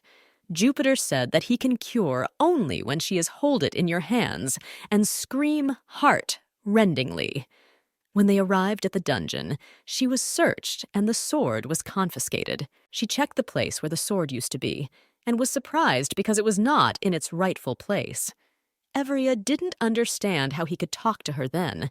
He said that he was now in the waiting room with the guards. They did not consider it a precious thing and therefore simply put it aside.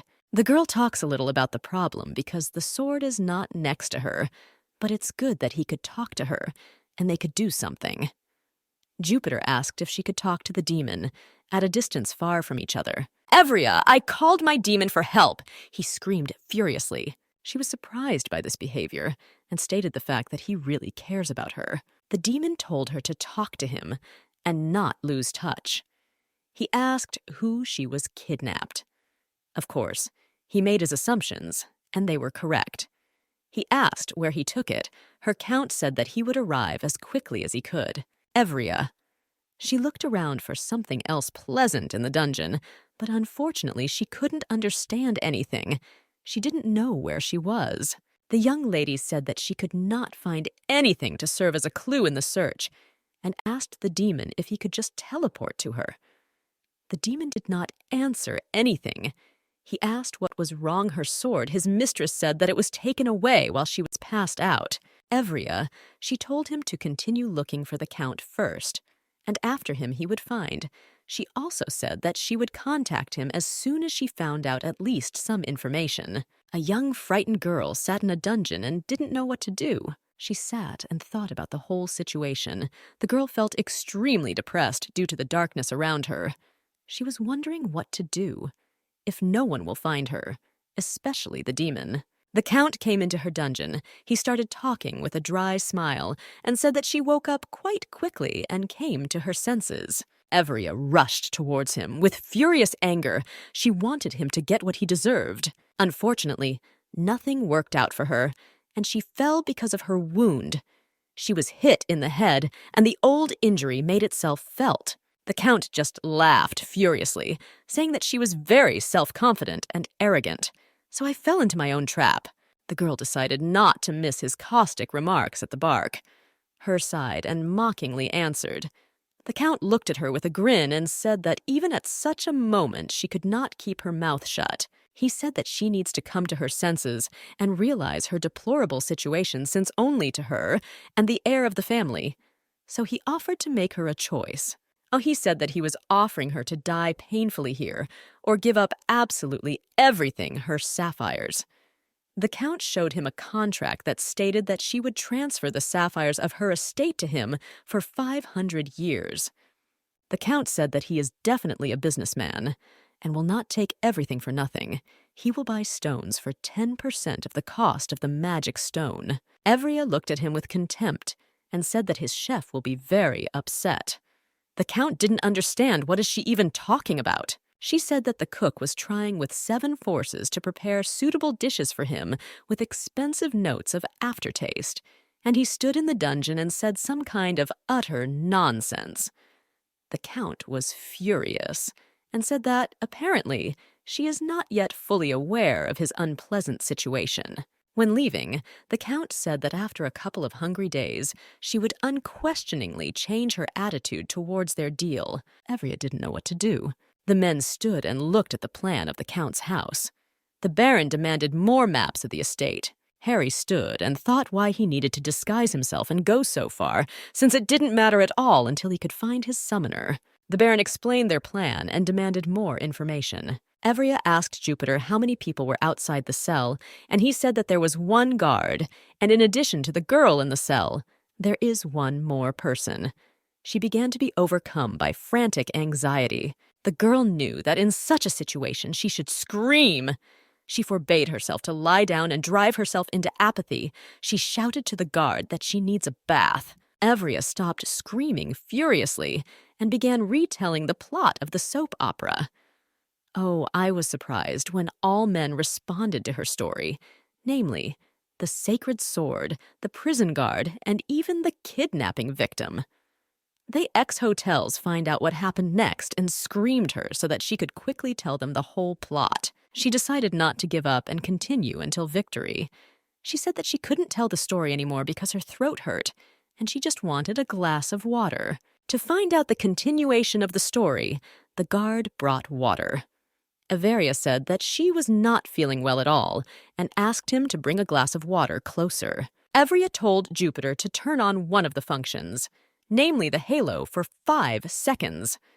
This maneuver was very helpful as he blinded the guard and managed to escape from the cell. When the girl left the cell, she asked Jupiter to take care of her head.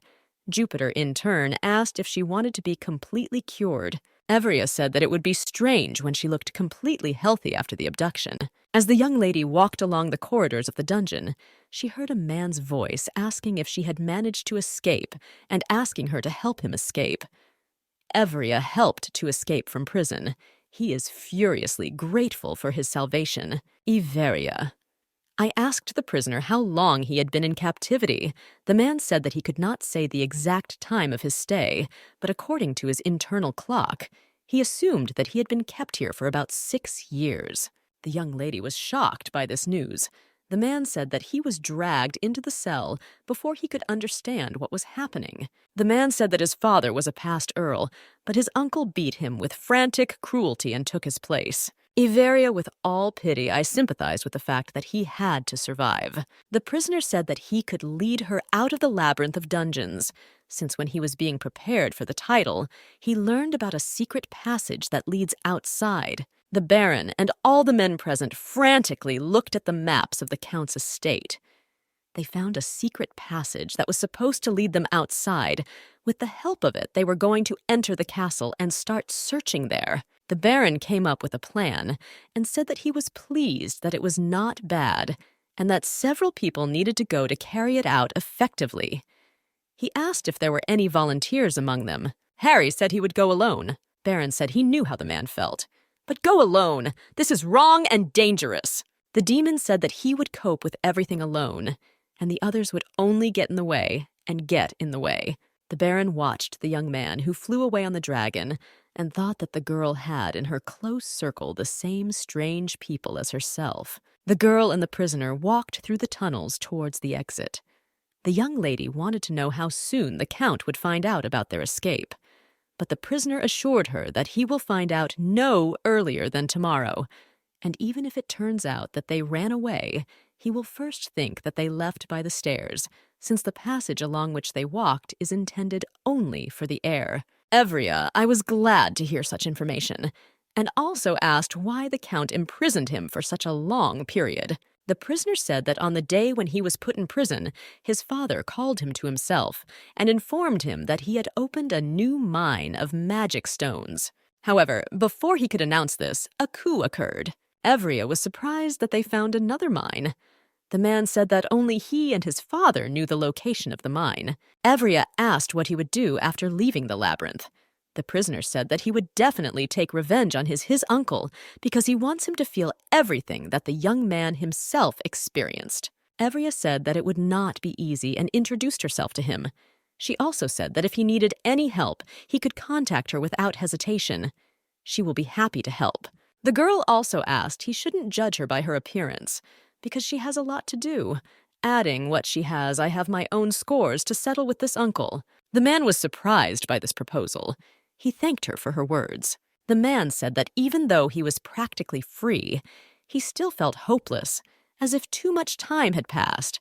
But still he thanked her for her help, and said that he would definitely find a way to repay for her kindness. The young lady said that if he wants to thank for her kindness, he must develop the mine, but never shake hands with the crown prince. The man was puzzled. He did not understand this hereditary principle. The girl said that it was a very long story. Their short conversation was interrupted by some noise. Avery didn't understand what had happened. She was frantically frightened and turned to the prisoner and said that he said that no one knew about this move. He was a little puzzled and said that 6 years ago, exactly, no one knew about it.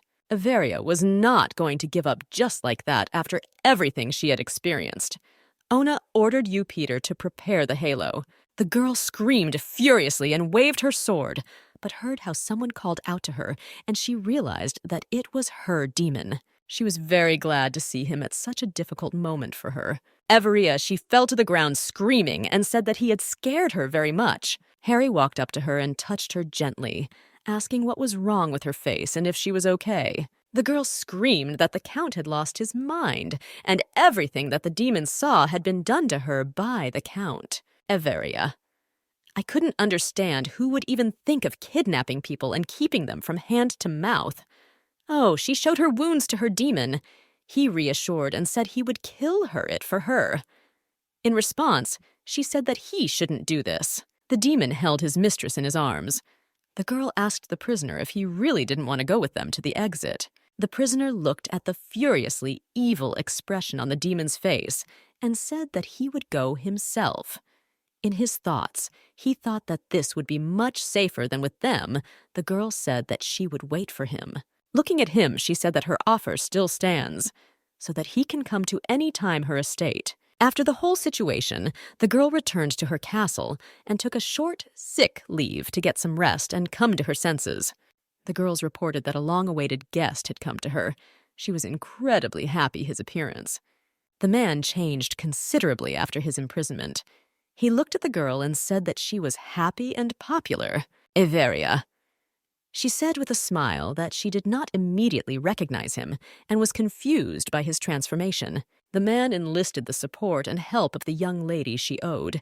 He has 5 of his dragons and knights with her help. All the evil deeds of the Count were revealed to the world. The man told his uncle that he was not going to kill him. Instead, he will atone for the rest of his life in the same dungeon where he imprisoned his nephew. After that, Brian took back what belonged to him, rightfully so. After that, they developed a mine together, which was sold at a reasonable price. Evria sat at the table with her father and brother on the estate, which was the capital. The young lady's father said that he was very glad that they were able to come to the capital. Her brother asked what happened to the young lady, but the girl said that everything was fine, and that's why he shouldn't worry about the past. He looked at her in surprise. A few days after the abduction, the Baron brought the young lady a letter in which it was not the Duke who wrote that she would immediately arrive in the capital. Evria. "I didn't want to go to the capital. The defense asked if it was possible to just throw a ball for the occasion at the castle. The Baron said that she should go because it's a ceremony her coming of age. And besides, the Duke asked her travel due to personal concerns her life. The Baron also asked her so that she does everything necessary in order to attract more clients to her for her first business."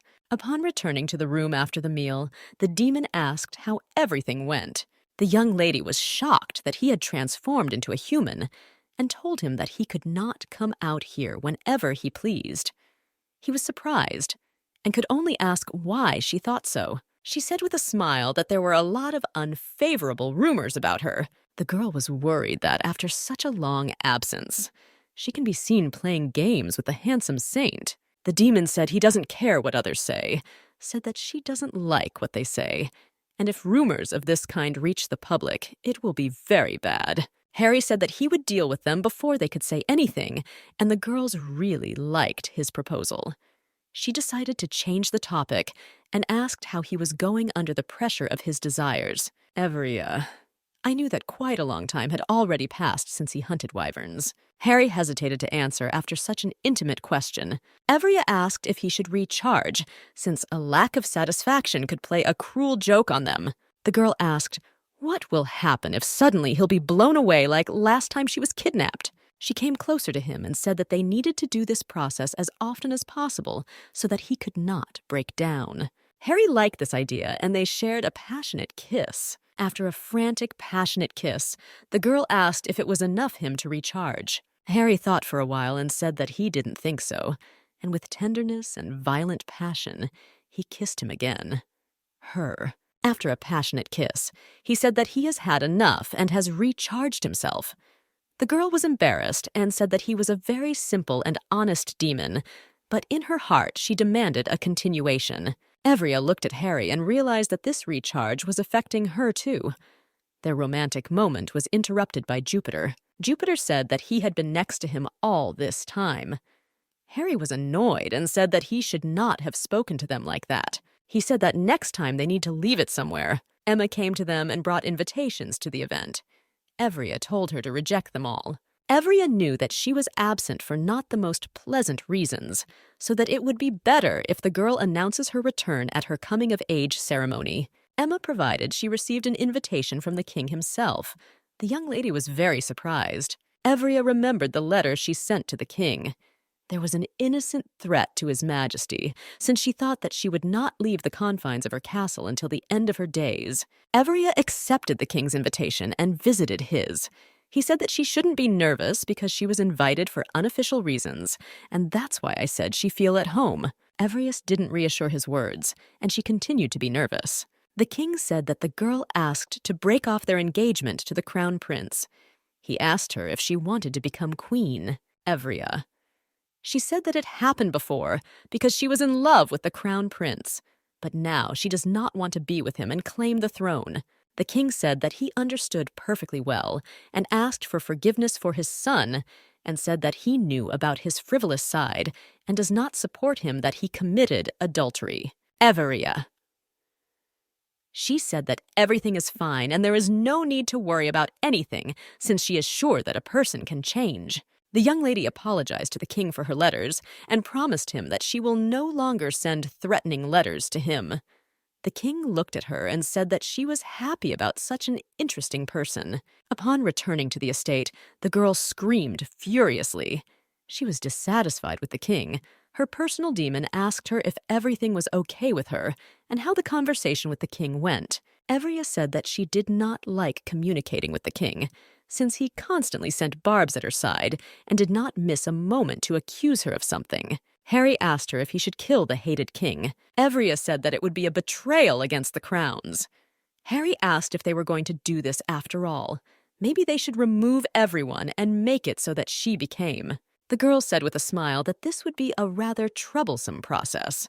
Evria said if he had anything to do with the fact that Count Nada was attacked by an unknown person and ended up hurting his back. Harry said he deserved it. Evria said she suspected it wasn't the kiss that charged him. Evria was sure that everything would get better with time. She simply asked him to be patient. He shouted furiously that nothing would get better. He was furious. The girl was taken aback by him.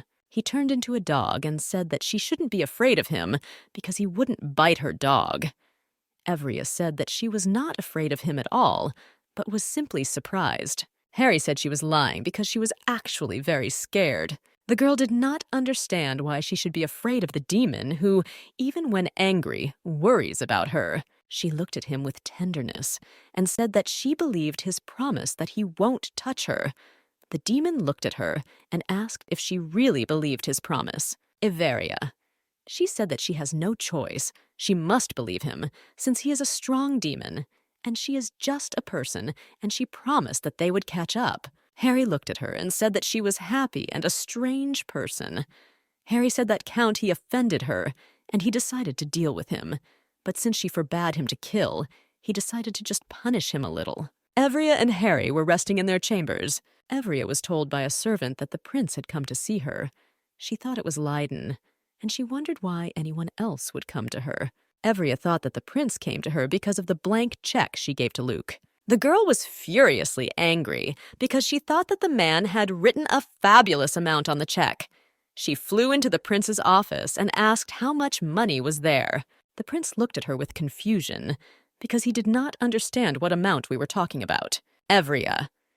She said that he didn't have to pretend because he came specifically to find out all the information about the money that was in the check. The man looked at her and said that now he understood he gave her that empty check and what was hidden behind it. At first, the young lady looked at him with confusion and did not understand what was happening. But then she realized who was sitting in front of her. She told Luke she couldn't believe he was pretending to be a prince and said it could get him arrested. The man said that he felt a little cheated because the young lady gave him a blank check, and he worked a little more but demanded less money. Everia said that she was grateful to him because with his help, she was able to escape faster. From the dungeon, the man looked at her and said that gratitude cannot be spread on bread. He looked at her and said that since everything was fine with her, he could go. Everia was surprised why he came to her. He said that he never used that check. Evria. I wanted to take a walk, but no one recognized her. She put on a cloak and asked the maid what she looked like. Emma said that if anyone finds out, Harry will fix everything. And she said that the lady looks just great. The girl and the demon were walking through the city and went to the market. Everyone quickly noticed a young, handsome man, Everia. She said that she had completely forgotten how fiercely beautiful the demon was. She was used to someone's beauty, but people looked at him furiously. The young lady said that she kept looking at him earnestly. I think he is some kind of nobleman. He said that she liked the way he looked. Harry asked if the girl liked his beauty. Everia said that she likes everything very much, and asked he will distract everyone with her beauty, and she will be able to take a normal walk as soon as she pretends to be accompanying her master.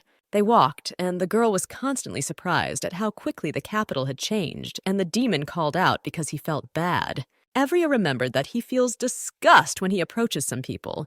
She completely forgot about it and quickly apologized to him. The demon assured she said that everything was fine with him and asked her not to stop and continue to look around the market. Evria hugged him and told him to stay as close to her as possible. Evria said that they need to go to a quieter and more peaceful place where there are no people. Everia. She looked at the man and said that he still didn't look well. The demon said that this was all due to the fact that he had not been surrounded by so many people for a long time. The young lady looked at him and said that if he said she told her in advance that she couldn't be near a large crowd, then she would take someone else. The demon said that because of that, he didn't say anything, because I was worried that she might go with someone else, who you can't protect. The demon looked at her and said that instead of all reasoning, she needs to hug him like last time, and it will become easier for him because he really needed her aroma. She obediently hugged him with all tenderness and care. The demon felt much better and said that this was all he needed. The young lady asked how he was feeling. He said that she asked for a little better wait for him a little because she wanted to leave. Harry asked where she wanted to go. The girl said that she would like to buy some drink to ease his nausea. He was against her going alone and said that it was better for them to go together. But the young lady was against it. She said that there were a lot of people there, he should not go there again, and asked wait for him, saying that she will buy something sweet and refreshing. She asked him not to go anywhere, as she was going to return to him immediately. He obediently agreed. Evria, I bought drinks and was already returning to my demon. As she came closer, she saw that he was talking to someone. Everia, I didn't understand what was happening, and who could approach him and talk so nicely. She saw some person asking, "Is he all right?" and said that he looks bad. Harry looked at the young lady, and she, in turn, said that she would not do anything suspicious. She just wanted to call a doctor. She gently touched him and said that she was just trying to help, that's all for him, and that there is nothing strange in this. The demon looked with indignation and told her not to touch him. Ivria came closer and asked what was happening. He was incredibly happy her soon return. The demon looked at his mistress and said that he would help her carry the glasses, as it was very difficult for her. Evria approached her demon and said that there was no need to call a doctor, since he her partner. Evria, I saw a girl approaching her demon was the main character, Catherine. Evria, I was frozen in shock and couldn't say a word. Catherine said that she had heard rumors that the girl had arrived in the capital, but did not think that they would meet under such circumstances. And she said that when she passed by, she noticed a very unhealthy-looking young man and decided to come up and talk to him.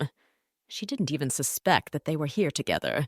Evria said that they were very pleased to talk to her, but it was time for them to go. So they leave. Catherine shouted for them too. They waited for her.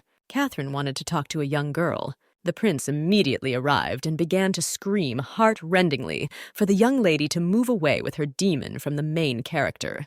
Catherine told Cassian that it was not at all what he thought, and that everything was fine with them. The principal came up and gently hugged his beloved, and asked if everything was okay with her, and also wanted to know what the bad woman had done. He was furious, and asked if she was pestering her. Demon and Everia frozen in misunderstanding. The prince screamed heart-rendingly and asked the young lady when she would stop pestering them. He reproached her that she followed them all day, like that she also used magical stones from the mine. The girl stood and did not understand what was happening, and the prince, in turn, screamed to her that she did all this in order to attract his attention. Evria told Harry that they had to leave because she was starting to feel unwell. The prince shouted after her that she runs away as always, and I would like to grab her, because he thought that she should first apologize to Catherine. Harry captures and hides Cassian. He asked what he was planning to do. Harry was furious. The demon said that the next time the prince has the courage to pester his mistress, he will not get off so easily and will get what he deserves. Harry threw the prince into the wall with all his strength. He fell. The prince was shocked by this behavior of the young companions. Catherine ran up to him, shocked by what was happening, and asked if he was okay. Harry asked his owner if she was okay. O didn't answer anything, looked at the princes and his companion with contempt. S told her demon that it was time to go. They held hands and walked slowly. Harry was filled with anger. He shouted to his mistress that he could not stand it anymore, and that he needed to go out for a while, and he would be back soon. Evria, I asked where he was going to go. He said that he wanted to go teach the prince a lesson because he deserved it. The demon argued that he had no right to do this to her, and he had to be punished urgently. The girl was frightened by this behavior of her demon. Jupiter said that for the first time in his life he agreed with him. The sword said that the prince had no right to behave like that and bully the weak. Harry was surprised by the behavior of the ball and said that they could go together and avenge their mistress. The young lady knew that her character was designed as a villain and was definitely supposed to be the type of person that everyone curses. Even if everyone around her treated her with contempt, she would not be able to do anything about it. Evria! She said that she was not at all offended by the prince and felt fine. The sword and the demon froze in surprise. The demon said that his owner was probably crazy or in a state of shock. The girl looked at him and said with a smile that it was the first time that someone was so openly angry with her, and she would never have thought that something like this could cause such a violent feeling. The young lady thanked Demon and Jupiter for what they were going to do, but said that she doesn't need this at all. The demon told her not to worry because he would protect her in the future, so that she didn't have to be angry anymore. Jupiter supported him and said that he would also protect her. The young lady just laughed and said that she would now be calm in her life. There are two excellent defenders. As expected, the young prince did not mention the incident that occurred between him and the young lady's guard, because if he had told this, he would have lost more than he gained. Evria walked around the room and went through the options of who she could invite. But she had a lot of enemies, so that there was no one to invite to during the holidays. She said that this was very difficult for her and that she would rather write a business proposal. The lawn suggested that she rest a little and think. Evria told the young maid that she could invite someone herself because the young mistress is only an organizer, and it was difficult for her to invite someone since she had no friends. The maid said that this was a very important skill for an organizer, and she had to handle it herself. For a young girl, it was very difficult because her heroine made herself a lot of enemies wherever possible. Emma asked who she wanted to invite to her birthday. The lady was frozen in misunderstanding. Emma said this her day, and she needs to spend it as best as possible and be surrounded by people from whom she wants to hear pleasant and sincere congratulations. The lady liked her maid's proposal and said that the first invitation should be sent to her. And later she will leave a list of whom she really wants to see at her holiday. Such behavior touched the young maid. Evria, I wanted to invite a wyvern to my holiday, but the maid said that it would be a little incorrect. Harry stood near the wyvern and communicated with it. Everia. I heard the maids whispering about how beautiful they looked with the dragon, and realized that I began to notice an interesting detail, since after the appearance of the demon, more and more maids began to take time off from work. Everia. She frightened the maids with her presence, and they hastily apologized to the young mistress. And in turn, she could not understand what scared them so much, since she simply smiled at them because they had found her dog as beautiful. Evria thought that her facial expression can be a little scary for others. In this way, she managed to monopolize her demon. Harry saw Everia and greeted her. The girl approached him and asked if he was training here. He looked at her and smiled and said that he was not really training, but playing with a wyvern. He looked at his friend and said that they sparred a little in the sky. Evria looked intently at her demon. He asked, what happened? And why doesn't she take her eyes off him? She looked at him and said with a smile that looking at him, she understood that literally everything his flesh is beautiful. He is frozen with shock. The demon looked at his mistress's hands and was surprised. They were very pale. He said that there was no blood in them at all and asked, is she eating normally? The girl smiled and said that she recovered as soon as she arrived at the central estate. Harry was surprised that she said that she had gained weight. He took her in his arms and lifted her and said that she was still as light as she was. The girl said with a smile that his standards are too high, and she must be the weight of a wyvern so that he cannot lift it so easily.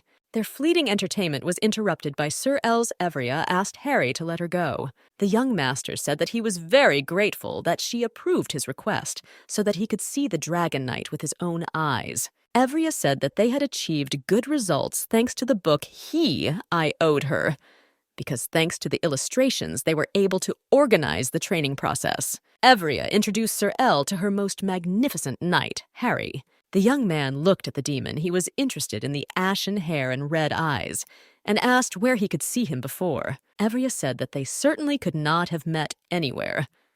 She was terribly afraid that the demon's identity might be revealed, and she did not know what to do and how to behave. Serel said that one of his ancestors was a talented artist, and many of his works are still exhibited at various exhibitions. He looked intently at the blond man and asked, is he really the same descendant of the great archmage, since he looked just like the man who came out of the portrait? Evria. I was a little calmed down by this conclusion, because I thought that in his place everyone would think so. Harry agreed with him and said that his ancestors owned magic. The young lady just laughed and said that these were just amusing coincidences. In order to quickly change the topic, the young lady suggested that they go and watch wyvern riding. Harry said that just watching would be very boring, and he asked the man how he thought about giving them a ride, too, and he offered to help if something happened. Sir L was very happy and a little surprised by this turn of events. Averia found out that her demon is behaving suspiciously kindly, and this can spell big trouble. Averia, I stood and looked at their movement in the sky after all the coups and tricks. She realized what the cunning demon was planning. Harry and Sarel were flying in the sky. The demon was furiously funny and having fun as they moved, but the man was a little tired. When they landed, the demon said that it was a lot of fun flying with him. The young lady asked Sir if he was okay, because he looked very bad, but he said that everything was fine. Averia said that if he got very seasick, he should urgently go and rest at their residence until he comes to his senses. The demon was surprised, but the Sir said that everything was fine with him, and he needed to immediately return to the castle, Averia. I knew that the captain of the Royal Knights was always very busy and could not afford a single minute of rest. A young man asked the girl if she had heard about the Holy Ball, which was hidden in the Misty Mountains. He said that someone had taken out this sword, and the knights were frantically looking for whoever did it. From all the words, the girl stood in a cold sweat. But the young man said that the sword had been in the mountains for a long time, and they did not immediately discover it was missing. Averia. I didn't understand why they paid such close attention to it. Harry asked why the knights were looking for the man who pulled out the sword. The young captain said that they must not know the whole story. In fact, it is known only to members of the royal family. He said that the sacred sword is closely connected with the royal family, since the founder of the empire took out the sword and declared himself his master. The man said he didn't want to tell the whole, long story, and he will only say briefly that the one who took out the sword will become the first contender for the throne in the kingdom. The young girl was amazed by his words. You, Peter, T.I.Ho said that his mistress can become a queen. The demon and Jupiter furiously discussed the current situation and asked the young lady what she should do now. She told them to be silent for a while because she couldn't concentrate on this problem. Ivrea turned to Jupiter and said that he had been for some time she will have to travel. Without him, he said that he understands everything and will wait for her. Iveria. I was walking through my estate when my brother and friend came up and handed me a scroll. O looked at him furiously and was a little dumbfounded by everything that was in it. The girl with fear in her eyes asked her brother what it was. The young man said that this is a list of gift options for her birthday and asked, choose about 30 of the best ones. As he left, he said that as soon as she finally decided on the gifts, their father would finally be able to focus on his work. That's why he asked her to quickly make a choice and tell him about it. The girl said that these are too many gifts, and it doesn't matter to her at all that she gets her birthday. She can even do without gifts. That's why I asked my brother for a favor, because she needed to her business was generating income, and so that the stones could be sold, she asked her brother wore a brooch that made her workers. And she also asked that he and her demon brought bouquets of flowers that she had already looked at 5 different points. The young lady said that they would not need to wander all over the city since she had her eye on everything in one area. Her brother was a little surprised and asked why she was sending him with his accompanying knight. She looked at the young people and said that the more flowers they take away, the better, and there will be no need to go several times. But the girl herself just wanted them to get to know each other better. Her brother looked at her and told her to prepare a gift list as soon as possible and ask if she had any other brooches. Iveria. She showed him the entire assortment that she had there. There were a sufficient number of brooches, cufflinks, and rings with pure magic applied to them. Her older brother said that the cufflinks looked very interesting and elegant, so that she could personally give them to her father. The girl was at a loss. The man said that it would be more correct if she first gives her father some gift from her collection rather than to him. She hesitated a little, and her brother said that she should personally give him the gift. He added that it was the least she could do after making him wander around 5 different stores. Iveria, I was a little puzzled and didn't want to go to my father, but I still decided and knocked on his office. He opened it himself. This scared her a little at the door. Her father invited her into the office. The girl thought that she had not chosen the best time and would like to leave quickly. She said she brought it. He received the first sapphire cufflinks that they produced themselves. Pure magic was applied to them, and she asked to accept them. Oh, I was hoping that he would say that he doesn't like them, and she can quickly remove them and leave as quickly as possible. The father looked at the girl, then at the cufflinks, and said that they looked quite interesting, and asked her to personally put them on him. Evria, I was a little shocked by this and didn't know how to behave. She said it would be better if you put them on alternately. He agreed with her. Putting them on, the girl thought that it was quite difficult. But when it was done, it was very beautiful, and she was happy about her achievement. Father said that the prince and his bride will have an engagement ceremony on the very day when it will be his daughter's birthday. The Duke was furiously angry because he could not change the date of his birthday, since invitations have already been sent out to all guests. The young lady was not as upset as her father said that there was nothing wrong with this. There would simply be fewer guests at the birthday party than planned. Told his daughter that she shouldn't worry about this problem ahead of time. He will do everything in his power to make his birthday the best. The young lady thanked her father for his effort. Later, different companies began to actively discuss how this celebration would attract more guests and who would go where. Evria was actively getting ready for the holiday on the occasion of her birthday, and during all the procedures she was active, engaged in work processes. But the maid asked her to take a break from work and pamper herself and her skin a little. Evria looked at Emma and said to her that she could take a break from caring for her skin and focus on the business, which is going very well. The lawn girl was furious, as she said that such a celebration could become a topic of discussion, and she should look great. Therefore, the young mistress decided to give up the reins of power to the maid and do everything as she says. Emma invited several young ladies who could do with her mistresses the most beautiful lady for the holidays.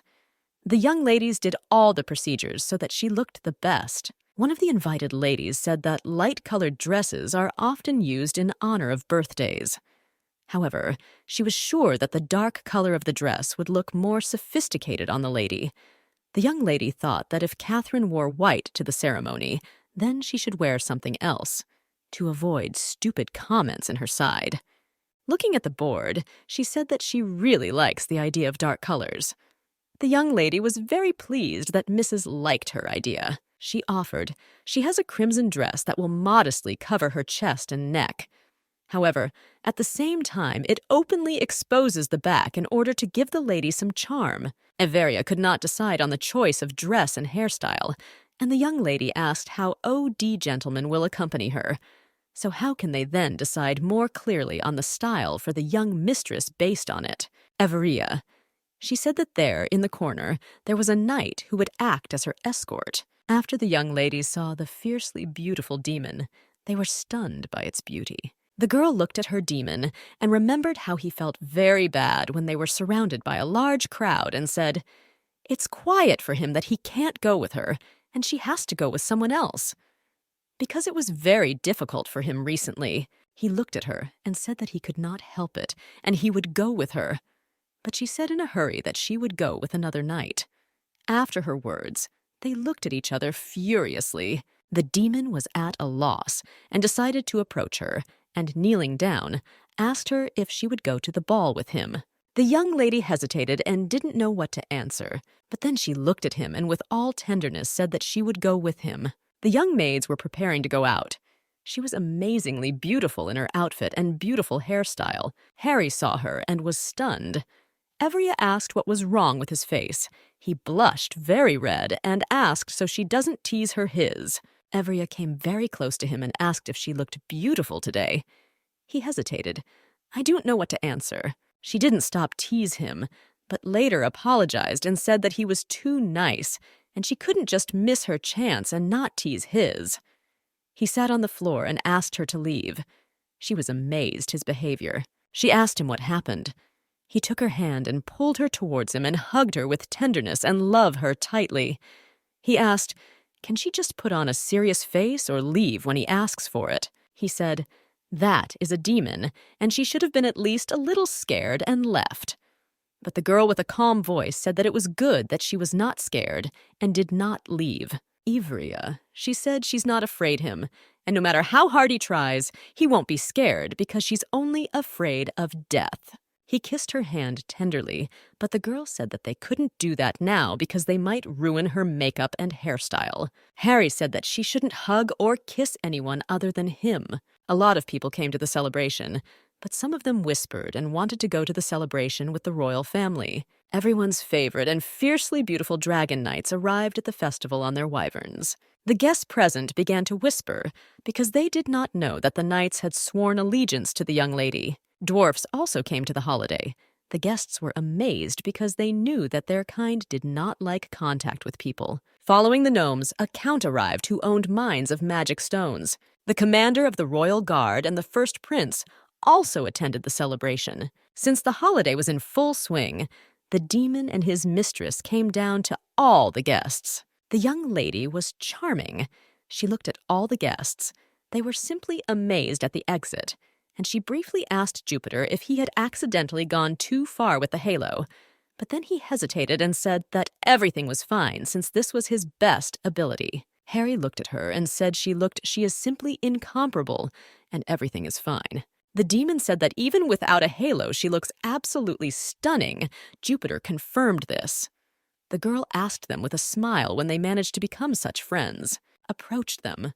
Her father said that her appearance was so magnificent, as if some heroine young lady laughed at her father's words, and said that it was strange for two people to hear such a thing. He said they needed to go. As they walked, the young lady saw the very cufflinks she had given her, and I thought that my father probably really liked them. Her father thanked everyone for attending the coming-of-age celebration his daughter. Her father gave her a very expensive necklace. She was amazed and very shocked, because she knew that this necklace was very difficult to get. After the Duke gave his daughter a gift, everyone began to whisper because they knew that this necklace was found during wartime and sent to the museum. The value of this artifact is extremely high because it was worn by the country's very first queen during her coronation. A huge number of attempts have been made to return him, but all of them were unsuccessful due to large financial prohibitions. The father was at a loss what was wrong because the girl wrote on the list that she wanted them, but the young lady said that she just wrote them down to fill out the catalog. He asked whether Leah liked the gift, but whether she was young or didn't say that she really likes it, but it's too expensive a gift. The girl's brother came up to them and gave them emerald earrings. She thanked I really liked the gift, and after that there was a flurry of all sorts of gifts, but not one could compare with the Duke's gift. Rapash approached the young lady, and she was very glad to be present at the celebration.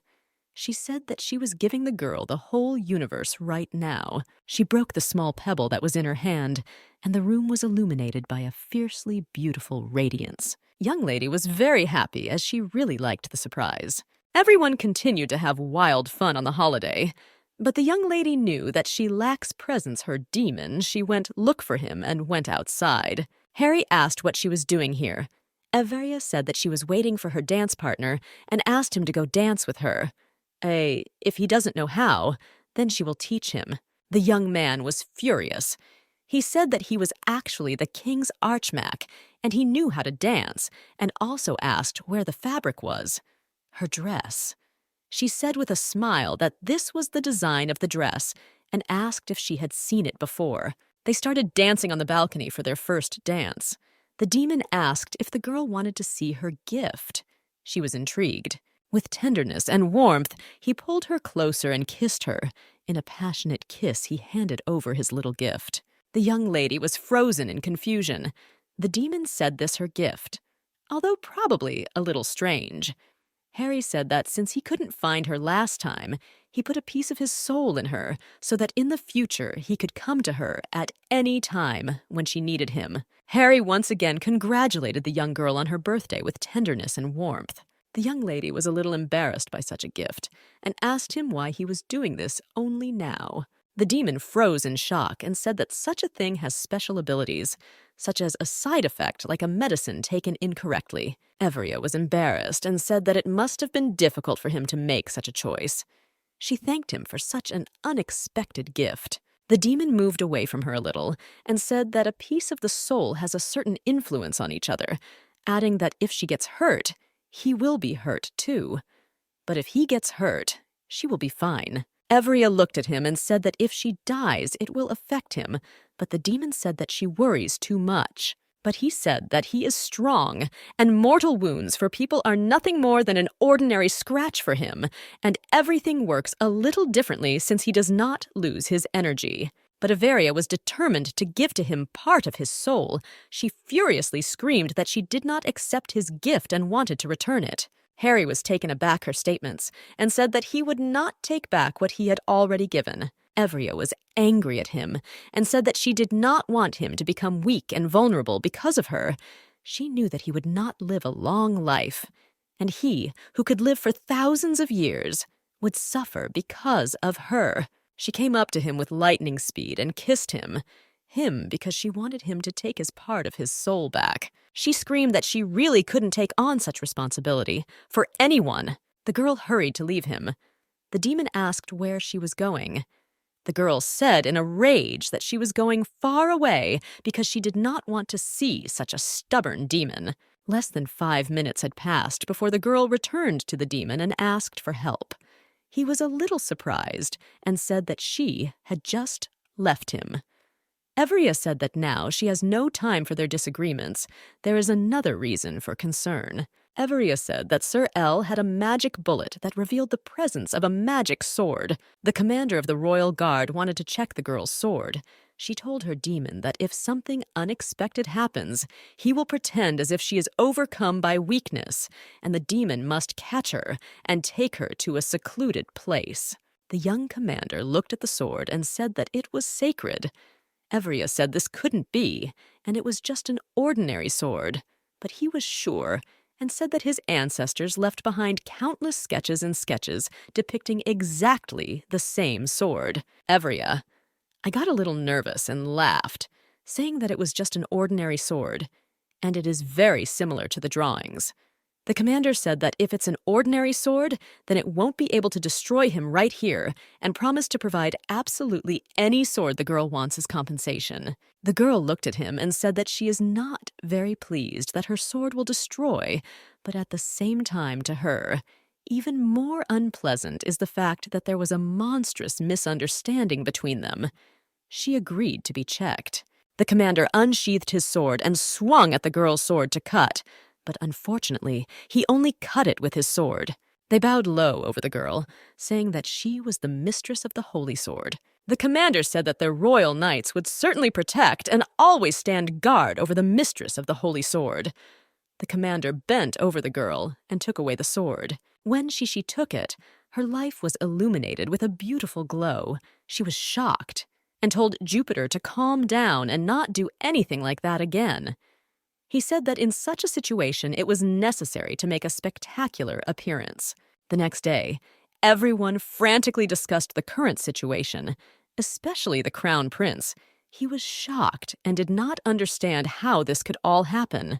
The young prince knew that with the appearance of the girl, he won't get the long-awaited crown since childhood.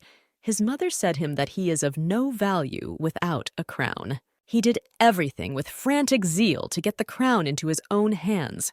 He even had to enter into an engagement with the young lady. But unfortunately, she was very dark, selfish, and incompetent, which did not give anyone the opportunity to fall in love with her. His thoughts were interrupted by the arrival of his beloved. She asked frantically he shouldn't be upset so much, because he was sure that everything would be fine. She said that maybe the girl wouldn't inherit his place. The young lady said that the mere thought that the mistress of the sword would become the queen was absurd.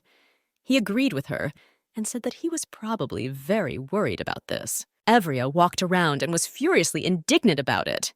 Because of the commander of the royal army, she now cannot leave the room, as she has become very popular. Emma flew into Avery's room and said that they had big problems. Everia, in a calm voice, she asked who was looking to meet her this time, since she already said that she is the mistress of the Holy Sword, and after she showed him that she doesn't feel well, so she can't accept anyone. Emma hesitated, but said that the king himself wanted to see the lady. Harry and Jupiter wanted to raze the royal residence to the ground and arrange a small upheaval so that their mistress would soon become queen. Avery knew that there was no way she could miss the meeting with the king, and no amount of excuses would change it meetings at. So she needed to quickly get ready and go to the meeting. Everia came to the royal court. She was puzzled and did not understand why it was suddenly worth organizing a trial. Everia hoped that no one would announce her successor ruler. The men present were arguing about the appointment of a successor as king, because they knew that due to the law of the land, the main contender for the throne was the owner of the Holy Sword. If he doesn't exist, then the successor is the person appointed by the king. The young girl knew that this was just empty talk, and she needed to have her say. She asked to give She Needs a minute to tell her point of view. She said they missed one important thing, and that's her opinion, Everia. She said that, first of all, the discussion is being conducted on the basis of whether she wants to be a successor or not. And she said that they were mistaken from the very beginning, and she was not going to inherit the royal throne. Everyone was surprised by her statement and asked if she even understood what she was talking about. The girl said that she had already made a decision long ago, and as the mistress of the sword, she, with full confidence, renounced the right to inherit the throne. Both principals were shocked.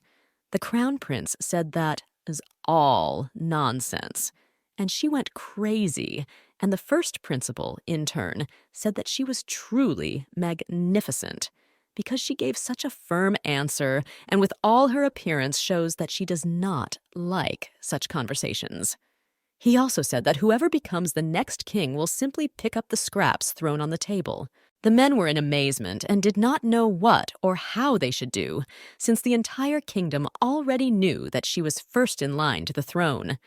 But the young woman specifically said that she was not going to make decisions about her future because of the opinions of other people. The king was pleased her words and said that she needs to personally appoint the next successor to the royal throne. He was confident that if the mistress of the Holy Sword personally chose a successor, then the people would eventually show understanding towards the future king, his youngest son, to show all his skills and not disappoint him since he had chosen him as the heir to the throne. And he told his eldest son that if the younger one makes a mistake, so that he doesn't let him down him, and proved to him that he was wrong in choosing a successor. Everia did not want to accept anything and agree with them, but unfortunately, she had no choice, and she had to appoint a new royal successor. The young girl thought that she would be pleased with the appointment as successor, and she just wanted to cast lots and make a decision. The king told the young girl that there must be a worthy reason on the basis of which the true heir to the throne will be chosen, and he invited them both to take the test. He offered to send the two of them as assistants to the young girl's estate so that she could begin to appreciate their abilities. The young girl was shocked that she will have to endure the presence of two young princes for 3 whole months. The king spoke to Cassian and said that he had no choice, and he did everything in his power. He said that the prince was appointed by him as crown prince. He asked, do not let him down the throne, and his trust to do everything in his power to get the crown. The young prince said that he is not afraid to compete with his brother, but he is haunted by the fact that the judge of their fight will be a woman. The king said that this was a very good opportunity to prove his strength to everyone, and it is a very good fact that exactly that girl will be the judge, because she is ready for all of this for his sake. This was a well-known fact, and relying on this, the king arranged such competitions. The king also said that the young man should take care of the girl, but first he must find out about sapphires while he works as an assistant. The king said that they must get everything they can get their hands on, and not miss a single opportunity. The baron greeted them with joy. He said that he had received an explanation from the girl, but would like to know a few details. The girl said, "It's her fault, but I am the king's." Baron was confused. He said that she is the owner of the holy sword, and she should have stood her ground. The girl said that after all, she was not higher than the king and could not contradict him.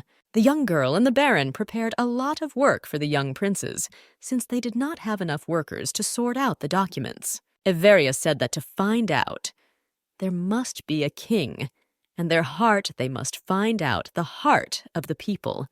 And with the help of analyzing documents, they will be able to personally take care of the well-being of the residents. The princes were shocked by the whole mountain of documents, and they asked what their fate was for completing this task. Iveria said that they have everything for everything. There are 5 days.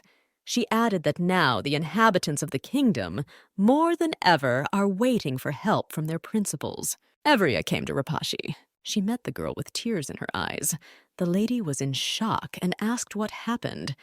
The young lady said that because her father intervened in what was happening, he made life difficult for the young mistress. Iveria reassured the girl, saying that nothing had happened and everything was fine, just that until the very beginning, you shouldn't have taken the sacred sword with you, and vice versa, even for the better, that her secret has been revealed, and now she cannot be afraid of anything. Iveria came and saw 2 princes lying on the floor and all the documents scattered near them.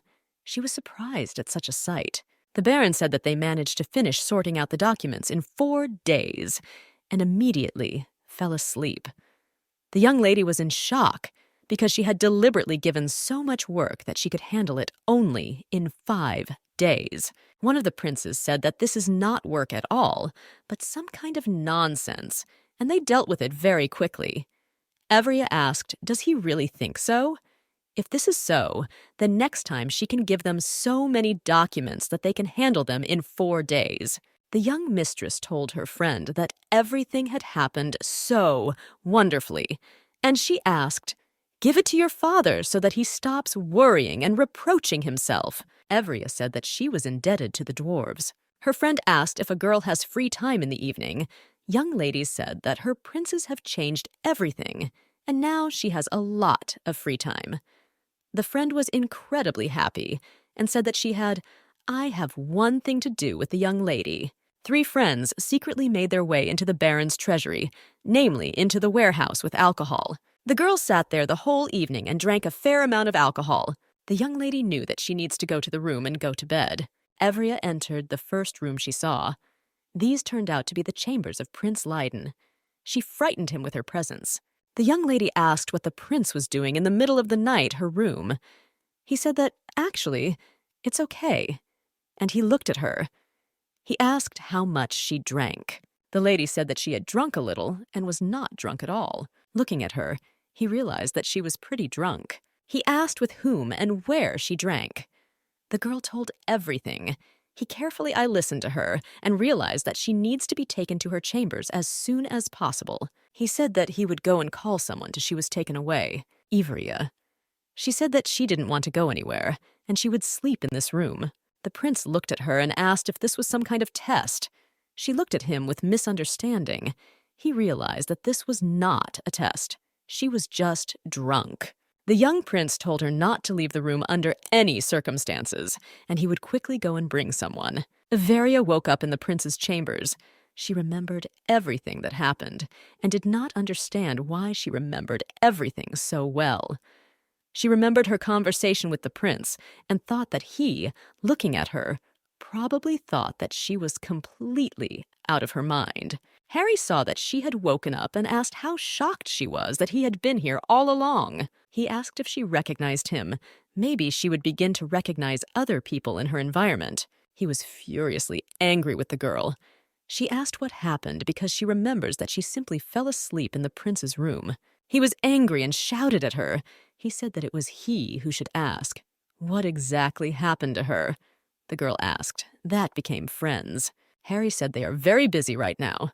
For their misdeed, they were reprimanded by the Baron. Harry said the girl shouldn't hang out with them in the future. She just laughed and said that he couldn't forbid she has fun with her friends.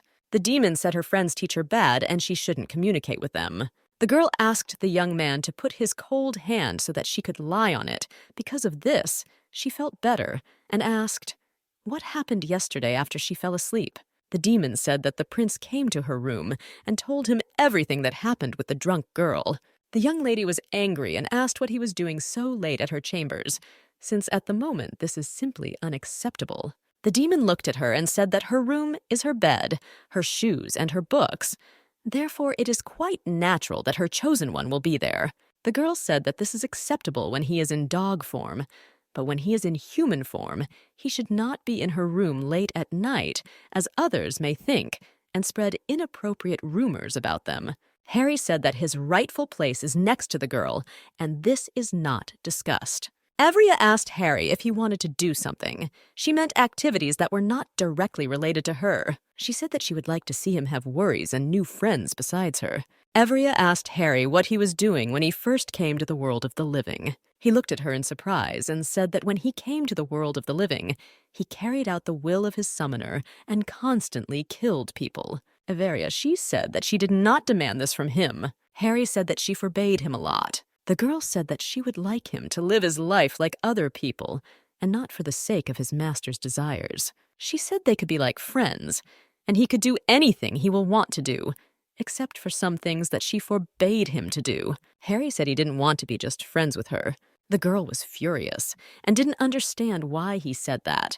But she told us that he would never find such a wonderful friend as her anywhere else, because she constantly cares about others, and did not understand how she could say that. He came closer to her and kissed her with all tenderness, her look in her beautiful eyes. Harry said that friends can't do things like that. Frozen in bewilderment, he smiled, and in response, the girl was furious and told him to leave as soon as he could.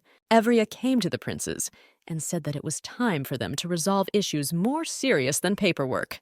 The girl said that there are more important problems.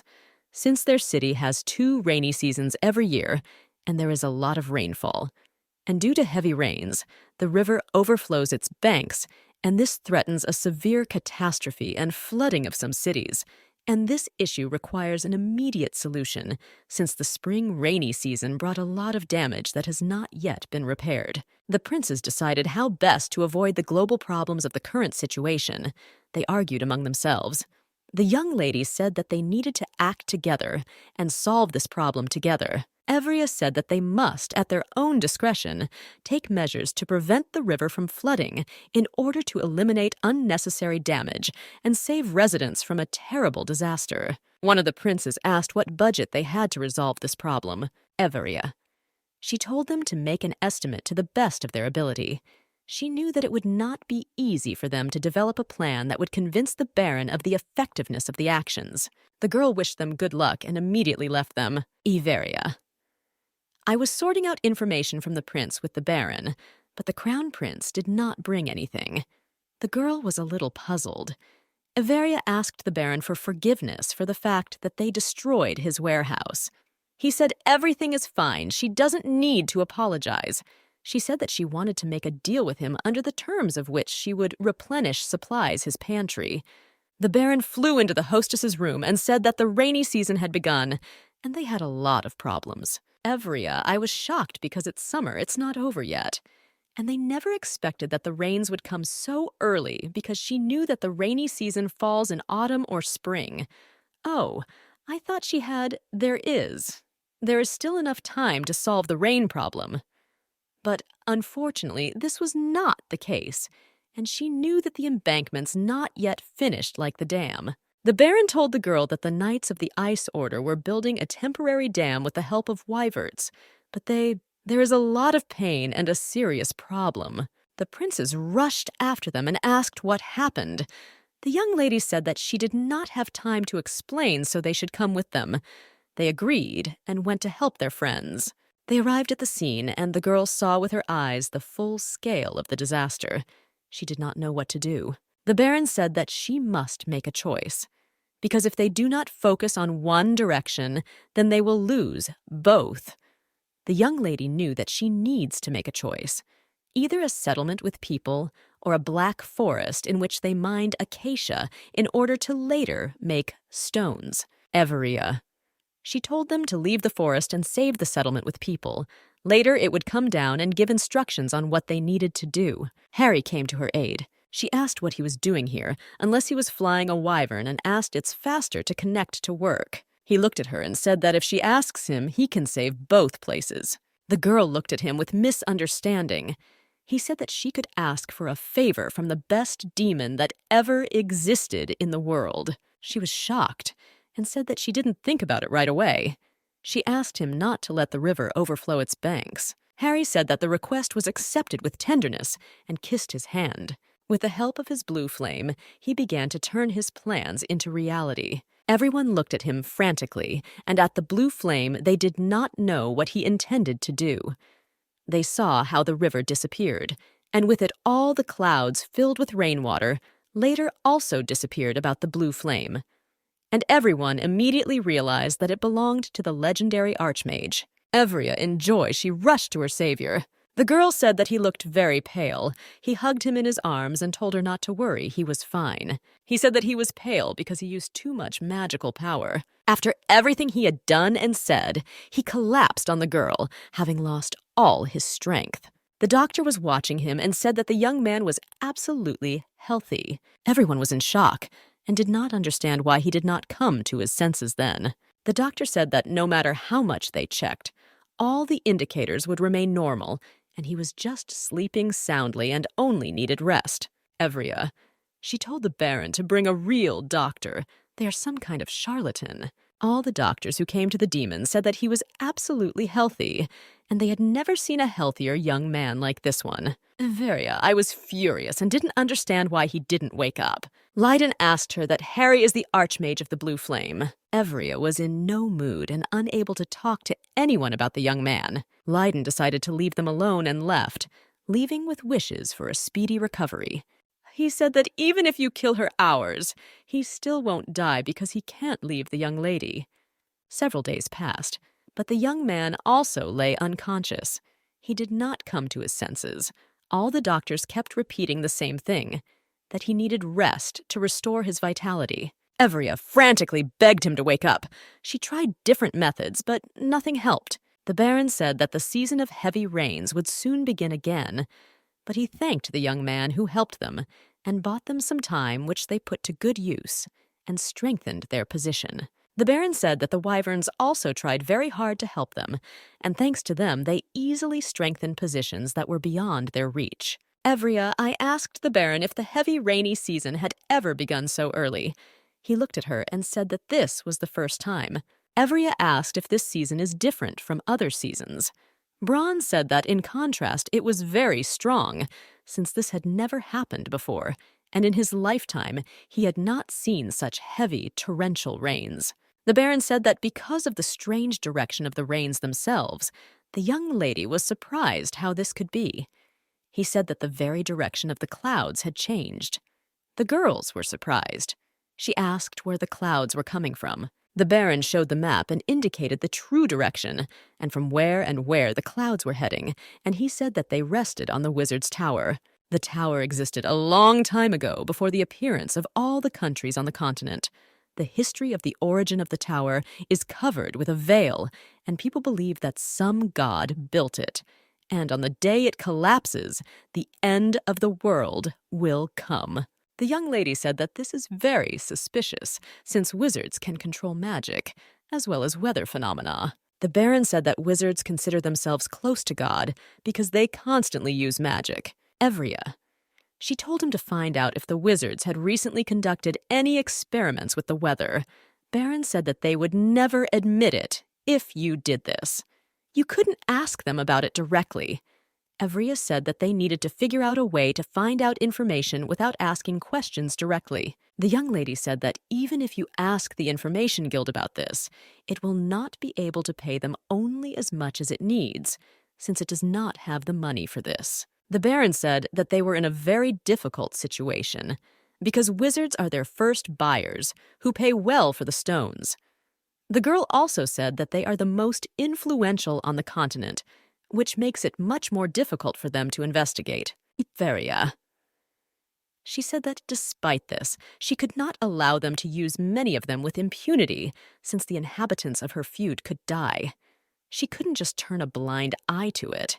The Baron said that they would not sit idly by and would solve this problem as well. He said that he was trying with all his might to prevent rumors from spreading. But unfortunately, there were a lot of witnesses who saw everything with their own eyes. Evria. She said that if he means what Harry did with the river, then they will not be able to do anything. And how will it be? The Baron said that about the days they say that this is a true archmage. Others claim that he is a student of some wizard or a descendant. Iveria. I asked the Baron what he thought. Which rumors are true? He said that the man is most likely either a descendant or a student of a wizard. Iveria, with a smile, she said that he should ask him. The Baron himself was a little surprised because he wanted to hear the truth now. Everia thought that Harry would like this question, since he wanted to talk about his strength. Everia, she recalled her wonderful moments with the young man and missed him very much. She wanted to hear his voice and his thoughts about the whole situation now. The young girl did not help her friends and all the residents with the rubble after all the rains. Leiden saw the girl and said that they told him that she was looking for him, however, and he was surprised and asked what she was doing. Evria said she is helping people repair flood damage. The man was surprised that she came to the rescue and personally helped with the damage. He said that she constantly appears in an unusual light. Evria told the young prince that the Association of Wizards was involved in what was happening. She said that until now she only has suspicions, but if you dig deeper, they are definitely involved in this situation. He asked, "How can he help?" Evria said he could help with the help of his friend. Leiden got upset and said that she doesn't need him. But Luke, the girl said that she doesn't argue, but in any case, it will be much better when his friend helps. He said with a grin that she was clueless about such situations. The girl just smiled and said that she often hears similar words. He said that he became very curious about what was happening, so he will try to find out something, however.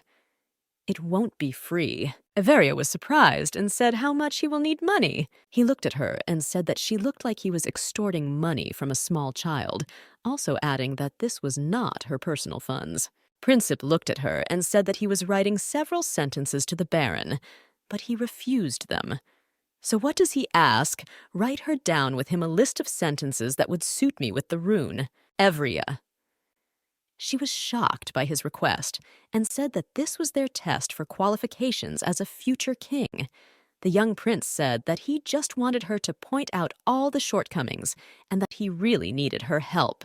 The girl looked at him and asked if he really wanted to take the throne. The man asked her what answer she wanted to hear. The girl hesitated. Leiden said that if you voice your desire out loud, it will be regarded as treason against the crown. The young girl knew that when she read the book, the young man never showed a desire to take the throne. He just wanted to survive. Leiden, he said he didn't want to die. He asked, does he look sorry for her?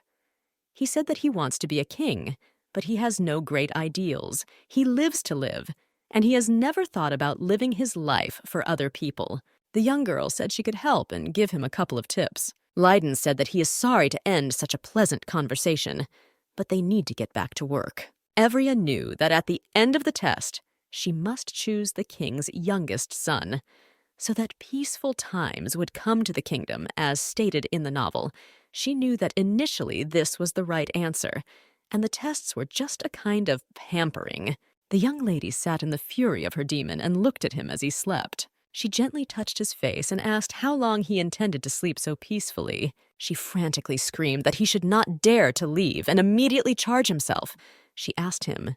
She simply begged him to charge himself with her energy. Suddenly he grabbed. She was thrown by the hand and thrown onto the bed.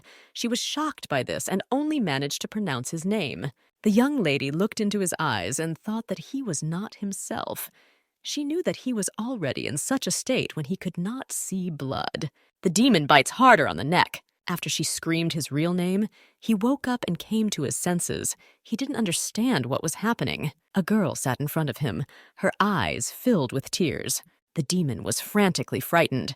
He did not understand what had happened, screaming. He asked what he had done and what had happened. The young lady was in tears. She screamed at him.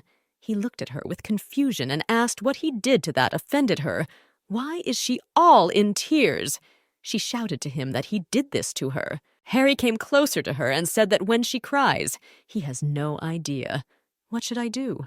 The demon calmed down with tenderness and said that when she cries, it's like they're piercing right through his chest. And for him, this is a very strange feeling. The girl whispered quietly, "I'm sorry." He was furious and didn't understand why she was apologizing. She said that the fault was that she made too big a wish, and because of this, he was tired. But he said that there was nothing like making a wish. That's her full right. Evria said she tried to protect him and fence him off from everything like that. But with her desire, she violated their boundaries and put him in danger. The demon didn't say anything and just kissed her on the cheek. She stared at him and looked with misunderstanding. He looked at her and said that he wanted everything her dreams came true, and he really likes it when she asks him for a favor. Harry said that now you want to do something that friends never do with each other. She looked at him spellbound and asked what he wanted kiss her now with the situation. Harry said now is the perfect time for something like this. They merged in a frantic, passionate kiss. Evria liked that sometimes he acted very stupidly. After the kiss, the girl said that now he was not as constrained as before when she kissed him for the first time. He was very tense and seemed to be petrified. The young man smiled and said that apparently the training was very effective because he was a very diligent student. She misunderstood and did not understand what kind of training we were talking about. Harry said he was studying with Emma. Averia was taken aback by this statement, and she wanted to quickly leave him. He asked how she liked it or what. She left him, and he bombarded her with questions. But I received no answer. The girl gathered her courage and said that it was just her personal problem, and he shouldn't pay attention to it, and slowly walked away. She sat down on the floor, pressing her knees to her chest and feeding herself for not understanding his words correctly. She thought she was just fooling herself. He's just a demon, and nothing more. She thought that she had fooled herself by thinking that she was an unusual person for her demon. She was very ashamed of her behavior.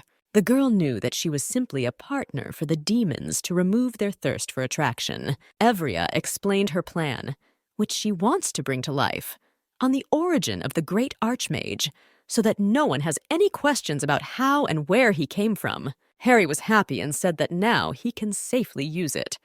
The girl agreed with them and said that he could use his power as much as he wanted. Evria avoided his. He asked why she didn't look at him and looked away. He asked this because the last time he was bad. The girl looked at him, searching, or said that she was constantly looking at him, and said that she needed to go to the Baron and explain their plan to him. Leaving the room, she leaned against the wall and thought about the situation.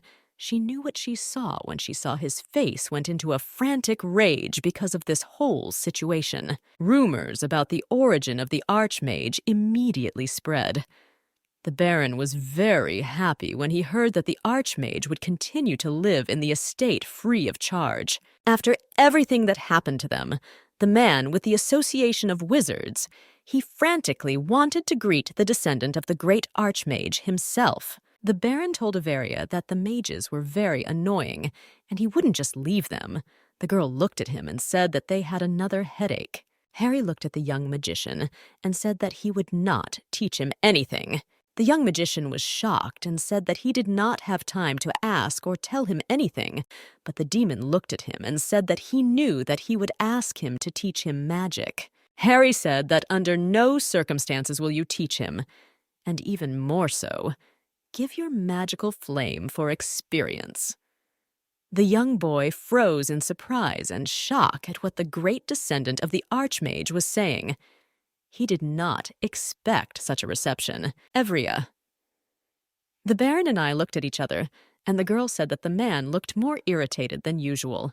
The young magician said that he didn't even listen to him and his proposal. Harry walked up to Averia.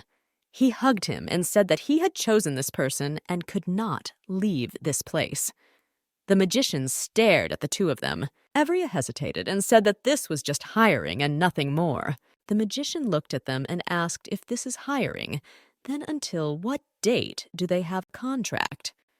The young girl said that she doesn't remember the exact date for this. She needs to review all the documents so as not to make mistakes with this information. Evria asked Harry to watch his words and explore with her.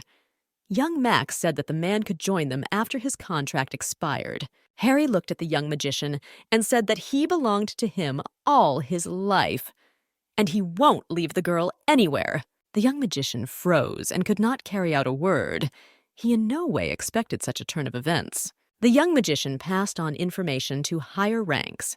He said that he failed. His mentor was surprised by this turn of events.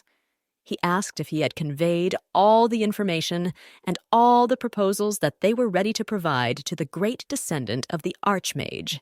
The boy shouted that the girl had brainwashed the great magician and was keeping him on a short leash, which in turn was not permissible in relation to magicians. The young man screamed and frantically. He could not just leave everything to chance. His mentor said that they must take action. The young man said that he must try to rescue their brother-in-law from an insidious trap. He promised his mentor that they would do whatever it takes his strength and will not return until he saves and helps the great descendant of the Archmage. Averia came to the library and saw how the two princes work with all their might on the assigned tasks. Evria: I thought that the fact that they saw the consequences of the flood led them to begin to solve this problem together. She wanted to find a way to get them to solve the problem more effectively. Evria approached Leiden and asked if he had any difficulties in completing the task. He said that he was preparing for negotiations.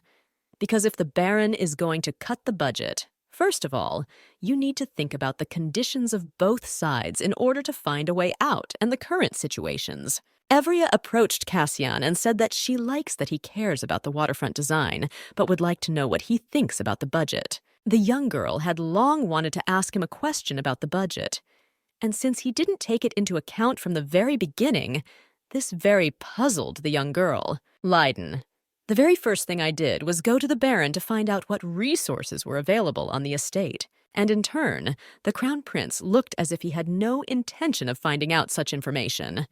Looking at the lady, he said in all seriousness that the budget is not so important. Evria: I was puzzled by this answer. She asked if he knew how much the construction would cost, since it would require the purchase of all building materials, and hiring workers also needs to be taken into account. The prince said that she doesn't have to worry about anything, since he asked for support from the center and received money. Averia was a little surprised. Why did the center provide them with help? The prince said that sapphires were discovered here on this land, and this is a very important property for the entire empire. And if the river overflows its banks, then in the end, everyone will suffer minimal overall damage. Using this argument, he convinced His Majesty of the necessary help. The girl thought about these words because if the center provides its support, then they will be able to save their budget considerably. Ivrea asked his: what would happen if they were asked to provide the right to manage the fief as payment for their great help? The prince said that he had written a list of conditions in advance in order to come to a general consensus. The conditions stated not to encroach on the rights to manage the feud. The girl looked with her eyes wide open and could not believe what she was reading. Leiden was shocked and angry that his brother had bypassed him and asked his father for help. He said that his brother did everything too easily. He looked at him and said that this method was not at all simplified. Leiden looked at his brother and said that he immediately asked His Majesty for help as soon as he received his task. The young man reproachfully said that it was never difficult for his younger brother to see their father. Leiden: he was very upset and said that his efforts once again showed how stupid he was. The young prince left, leaving them looking after him in bewilderment. Left without a mother, the young prince gradually moved away from his father, who was not at all interested in him. In return, the emperor surrounded his beautiful new empress and second son with love, discrimination that began from then on and continued to this day. Cassian, I'm used to receiving love and all kinds of support. Ivrea followed Leiden. Then he asked her if she thought he was a capricious child who takes out his anger on his younger brothers. Evria. She said that she under no circumstances thought of him that way. He, in turn, said that this is exactly what the young prince thought, and said that his brother took the simplest path and he has no reason to be angry. Evria said that he has every right to be angry, and also added that she sometimes gets angry too. He was surprised and said that she had, "There is a holy sword and an archmage." She looked at him and said that this was not at all what she wanted. He was surprised and asked why she followed him. Evria said that it seemed to her that he was inflicted another mental wound. He was surprised and said that he had no idea that she had such a good disposition. Evria. She said that it was nothing like that, and she didn't have a good disposition.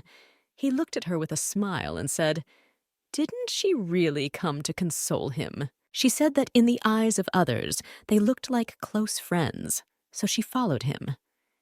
He asked her in a surprised voice, "Isn't that really true?" She looked at him and asked whether to tell him the truth or what he will like it. He said that he is visited by a very strange feeling because the most unapproachable girl has come to console him. Harry sat in the room and was furiously angry. He was expecting the arrival of Etheria, but she was gone for a very long time. When she came to her room, she saw the demon sitting on the bed. She hesitated and said that she still had some work that urgently needed to be completed and hurried to leave. He blocked the road, not allowing anyone to leave the room, and asked if it was necessary she should deal with all the matters right now. The girl quietly whispered, "No." He spoke tenderly about her and asked why she had been so busy lately. He said that from the very morning until late evening she is completely invisible, and when she comes into the bedroom, she immediately goes to bed. Harry said that even Emma hasn't been seeing her much lately. Everia, that there really has been a lot of things going on lately, and when she's done, she'll have fun with him. She smiled at him with tenderness and a forced smile, but she wanted a little time to put her thoughts in order after misleading herself. Harry really demanded that she say how long it would take for them to communicate normally, but the young lady didn't know what to tell him. He asked she should wait aimlessly. Evria said he might not wait at all. Harry came up to her and said that she was the whole world to him. He said that if she doesn't exist, then he too will have no reason to be in this world. He said with tenderness in his voice that all that makes sense to him is only her. Harry said that she comes first for him, and he asked, why can't her heart take the same place? After his frank words came up and hugged him tenderly. She looked at him and told him to return to the Wizards' Association and unwind a little. She thought that during this time she could put her feelings in order. The young magician was offended by Harry. Evria said he needed to treat his wounds. The magician said that she is pretending to be what she wants to provide, helping him, is not thereby trying to rinse he brains. The young lady looked at him and said that she did not have such an ability. Harry furiously mocked the young magician, every now and then doing some tricks with him. The magician said that he wanted to end this tedious battle by talking. After all, they never had a calm conversation. The girl agreed with him. The young man invited the girl to go to his room, and he could treat her to tea. She hastily agreed to go with them and said that their conversation would help them dispel the misunderstandings that had arisen between them. The young lady entered the room and looked around.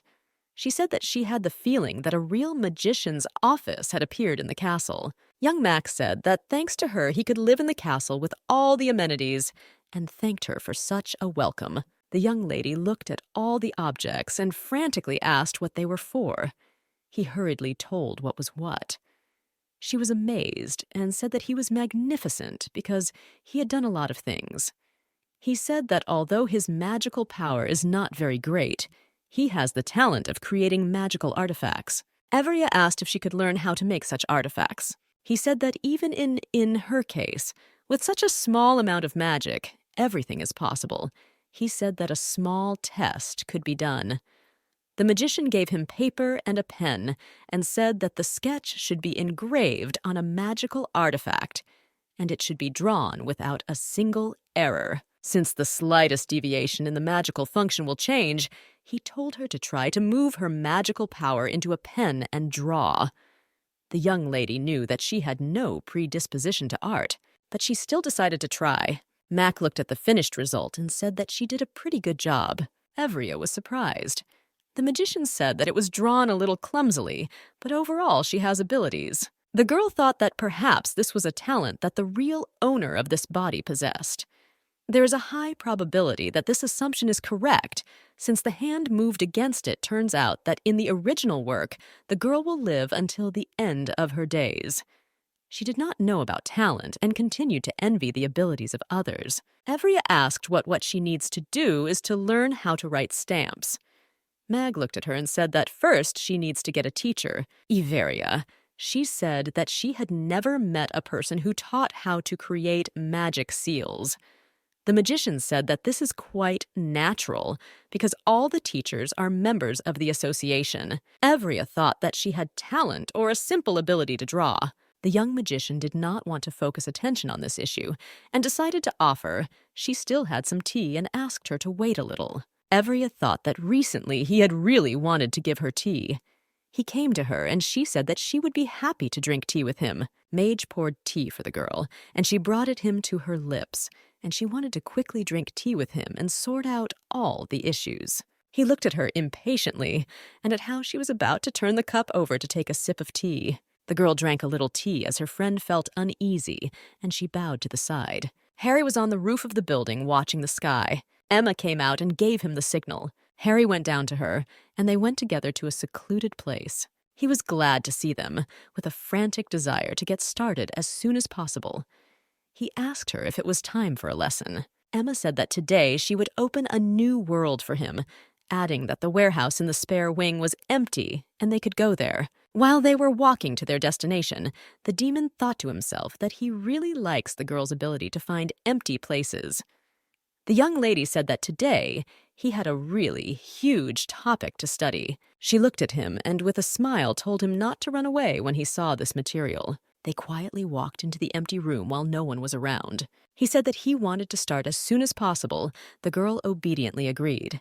Emma said that it was time to study Madame Louise's new book called Flowers of Innocence.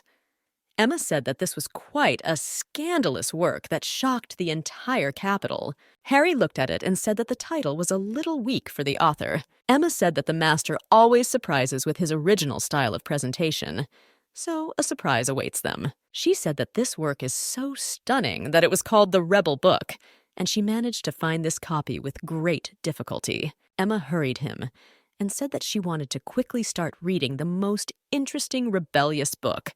The young demon agreed with her. Harry smiled to himself and said that he would study hard today and not miss a single chapter. After reading the book, they talked. The girl said that after he caught her red-handed, she thought that he won't want to know her anymore.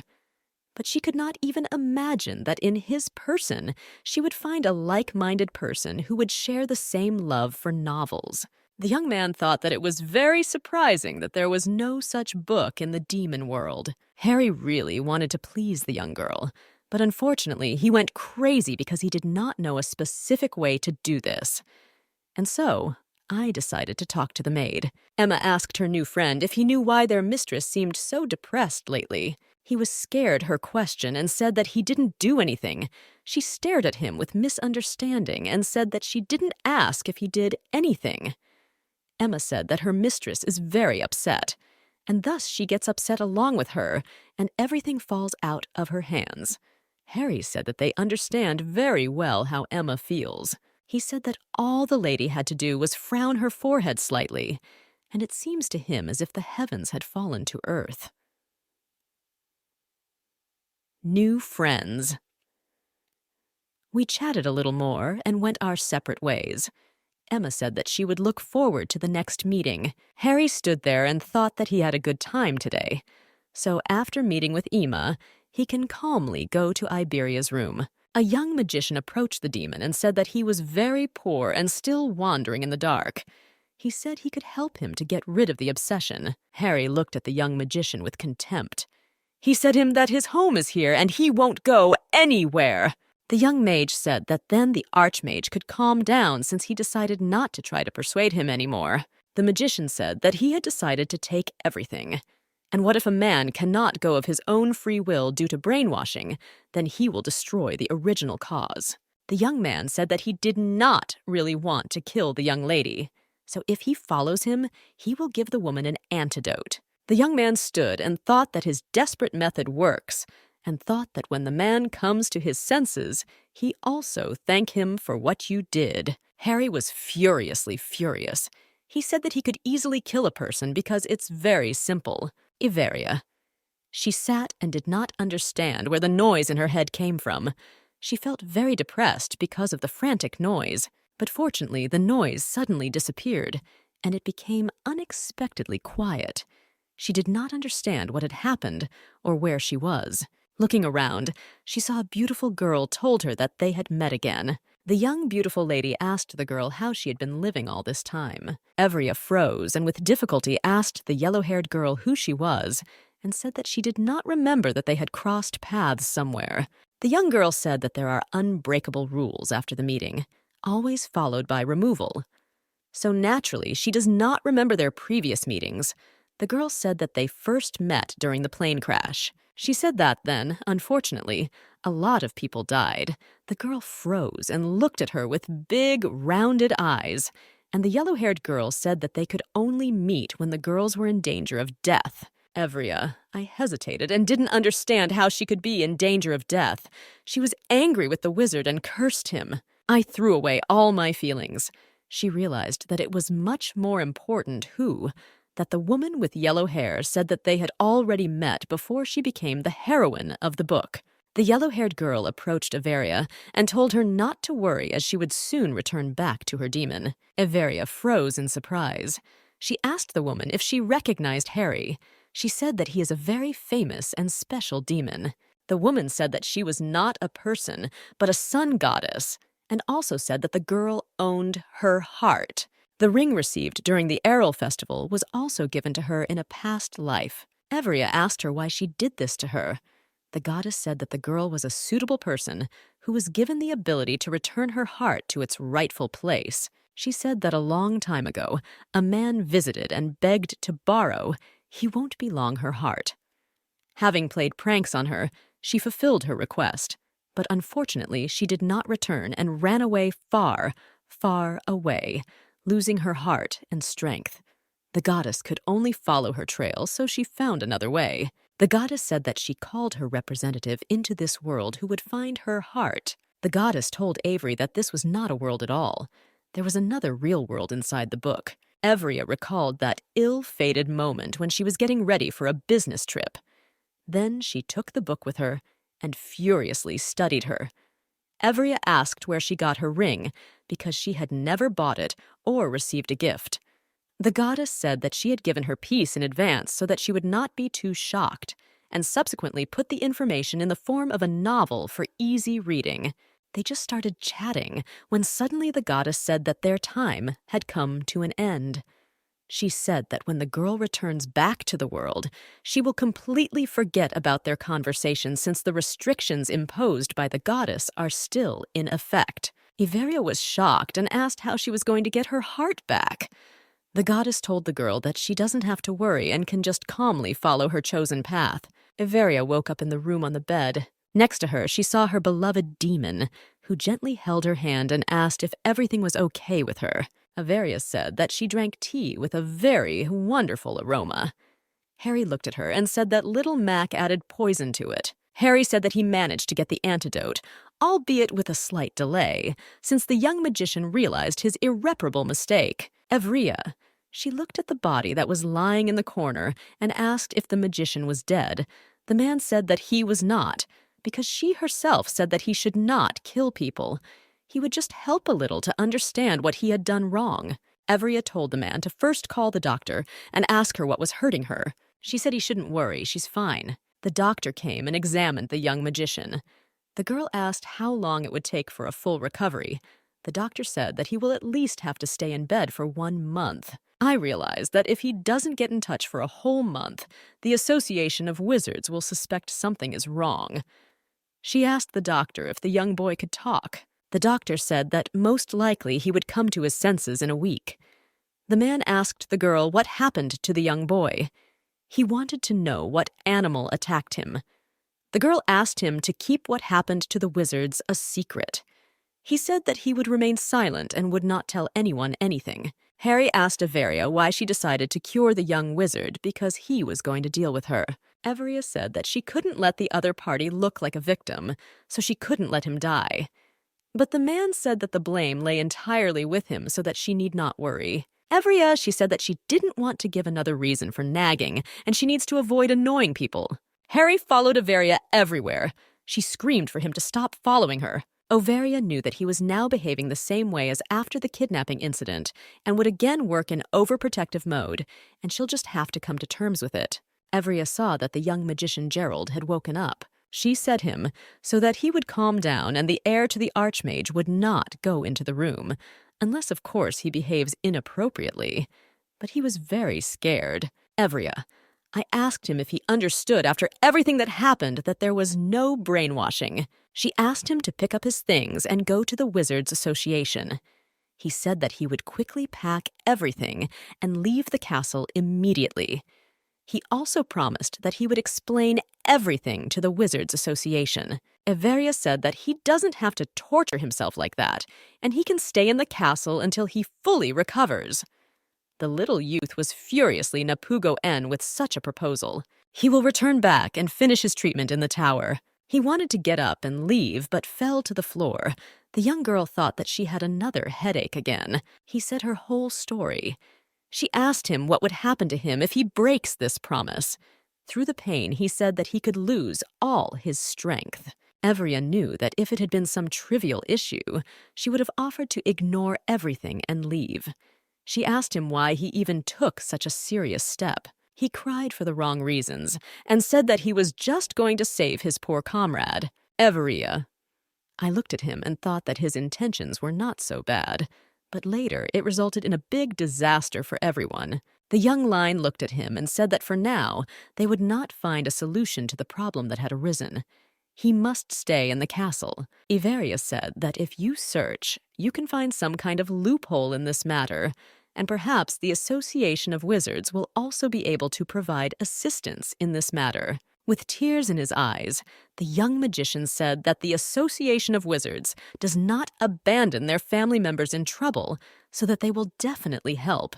He looked at her and said that he was really sorry because of the poison. She looked at him and said that everything was fine because he was sure that she was brainwashed. He said that he planned to give immediately her antidote as soon as he could convince the Archmage to return with him, but he said that the choice of solving the problem was indeed disgusting.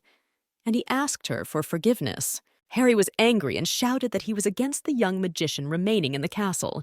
He did not understand why the girl was so fiercely defending him. Averia said that he will be in the castle and this is not discussed. Averia, with a smile on her face, asked him to calm down. Averia looked at Gerald and said that she would just give him a roof over his head. Gerald. He said that he could ask the Association of Wizards for as much money as he needed. Averia said that she was not interested in money, and he could forget about them.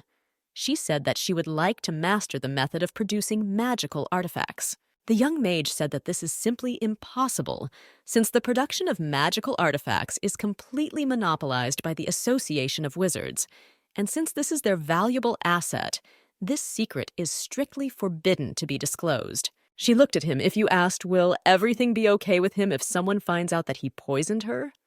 He looked at her in fear. She said that his actions will be considered an attempt on the life of a high-ranking lady. She is the daughter of a duke and the mistress of the sacred sword. She added that perhaps the situation will even result in a conflict between the royal family and the Wizards Association. The young magician sat down on the floor and turned pale. He did not understand until that moment what he had done. He said that he should contact the Wizards Association. Averia knew that it doesn't matter to her what the Association of Wizards answer like that. If the answer is yes, then they will be able to produce their own magical tools. And in case of refusal, it will be possible to simply lure away the young, talented magician abandoned by the association. The girl knew that in any case, she would unconditionally remain a big plus. The Wizards Association quickly gave its answer. However, the way to solve the problem that arose turned out to be very unexpected. They said that they could not reveal the secret of this art, but in return, they will send 2 of their specialists to them, and they will remain in the castle until the young magician finds a way to eliminate the ban imposed. Evria said that the problem with the ban could be solved in the shortest possible time. Then their specialists should stay in the city for at least a year. Everyone agreed. Soon, 2 wizards from the Magicians' Association arrived at the castle. Harry looked at her and said that since the wizards had arrived, she would not be able to spend time with him, and since they would stay for a whole year, she would be busy all this time. Evria couldn't stand it and said that if he can't have fun with her, then just let him study with Emma. When she realized what she said, she hesitated on the spot. He said with a smile on his face that he had been working with Emma not too long ago. Harry said that the lessons were very useful, and since he did not know about the existence of such things, he did not suspect that in this way people could also experience pleasure. He looked at her and with a smile asked if she wanted him to share his experience with her. She looked at him angrily and asked if he wanted to share with her what he had learned from Emma. Evria was furiously angry at him. She hit him and said that this is a disgusting tactlessness to say such a thing. If among demons it is in the order of things, then in public it is obscene to say such a thing. Harry said he didn't understand why she was talking about it like that, because Emma told him to study hard, so that in the future he can bring pleasure to the lady. Emma went out to their office because she heard her name. The demon was just when she came. Harry asked Emma if he could tell him about what they were doing. Emma asked him in shock what he told her. The girl was shocked that he told the lady everything. She said that he didn't the only one who will receive a scolding from the mistress. Emma asked the mistress for forgiveness, but the young girl said that she doesn't need to apologize and she's not to blame for this current situation. Emma said she wouldn't do that again. Evria. She said that she didn't care what they did. Emma frantically asked her mistress for forgiveness for reading erotic novels during working hours. Emma said that Harry was caught reading a novel, but she said that she would keep her hobby a secret if she allowed Reed a book for him, and now he her novel-reading companion. Evria was shocked. Emma said that she loves reading erotic novels. Evria asked Harry if he had kissed anyone other than her. He said that he had no reason to engage in such abomination. Evria was shocked and very ashamed of her behavior. After this, she couldn't be left alone with him, and she said that she had a lot of things to do that didn't require delay. He approached her and asked why she was so busy every day. The girl said that she had a lot of work to do. Harry said she could give the job to someone else. Evria said that everyone is busy, and she needs to handle the work herself, since there is no one to entrust her affairs to. Harry shouted that she had those to whom she could give all the paperwork. He called the demons to help. 2 demon twins came to her. Evria asked if they were really good at paperwork. The little demons were scared. They didn't understand. Why did the highest-level demons summon them? Harry said he didn't call them. Evria said that she called them. She froze in shock. They asked why she called them, and what she needs from them. The girl said that she heard that they are very good at paperwork. Evria looked at the result and was surprised. She did not expect this from the demons. She said that the content is very good, and the speed of work is very good and fast. Harry told her to give them all her work. Evria told the twins to sort out all the paperwork she had accumulated during all this time. She also forbade them to spread the fact that they were demons, and she added that they should not kill anyone. One of the twins said that they were low-grade demons and were forbidden to kill anyone. Evria was surprised. They were not allowed to indulge in pleasure, since they were inferior to the caste. Evria asked if they could introduce these 2 to the public as his relatives. He was surprised, but the girl said that they were very similar because of their hair color, and no one would have any suspicions. The little demons were shocked by what the girl said. Neither could understand how one could say such a thing to the great demon. They knew that he would now turn around and show his true nature. Harry said that if Everia wants it, then he is not against it. The demons did not understand what was happening. They knew that bloodshed was about to begin. Evria asked them to complete the paperwork in 1 day. Harry hurried her, and they left. The girl knew that they still have to deal with one problem, Namely, with magicians, they began to develop magical artifacts and sell them across the lands. They developed a brooch with a seal. Jerpold, in turn, was responsible for the development of the new product. Although such a process required a lot of time, in the future you can get a lot by monopolizing this product. Evria looked at her beloved demon and told him to hug her. He didn't expect this, but he still liked it. Evria looked at him with misunderstanding.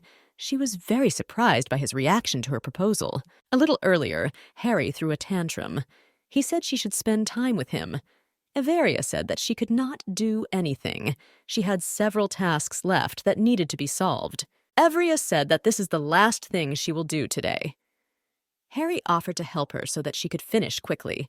She asked what magical artifacts he would like to have with him. He looked at her and said that he would like to have such a magical artifact that would help get rid of her work. He said he wanted to have an artifact that showed her whereabouts. Evria liked his idea. She asked him to continue talking. He told her his ideas, and she, in turn, frantically wrote down all the information. She finished writing. Evria said that his stories about objects of the demonic world helped her a lot. Harry asked the girl if she had finished all her work. Evria said she was finally done. He picked her up and carried her into the room. Harry asked the girl if he could now do whatever he wanted with her. Evria said he could do anything. He laid her on his lap and said that he should take care of her. She looked at him and realized that she had to thank him for his long wait. She confused him with her intense gaze. He covered her eyes with his hands and told her not to look at him like that. He moved closer to her and asked her not to move. He kissed her with all tenderness. Evria was shocked and could not utter a word. She didn't expect this from him. Evria thought that he was a master kisser, and she wondered what kind of novels he was reading. She thought that she should be angry with him for kissing his mistress without permission. Evria quickly turned to face him. He froze, not understanding what she would do. The girl kissed him with all her tenderness and passion. Harry didn't understand how anyone could move so unexpectedly. Evria said he didn't stop her himself. She looked at him and said that if he wanted to kiss her so badly, he could have just said so.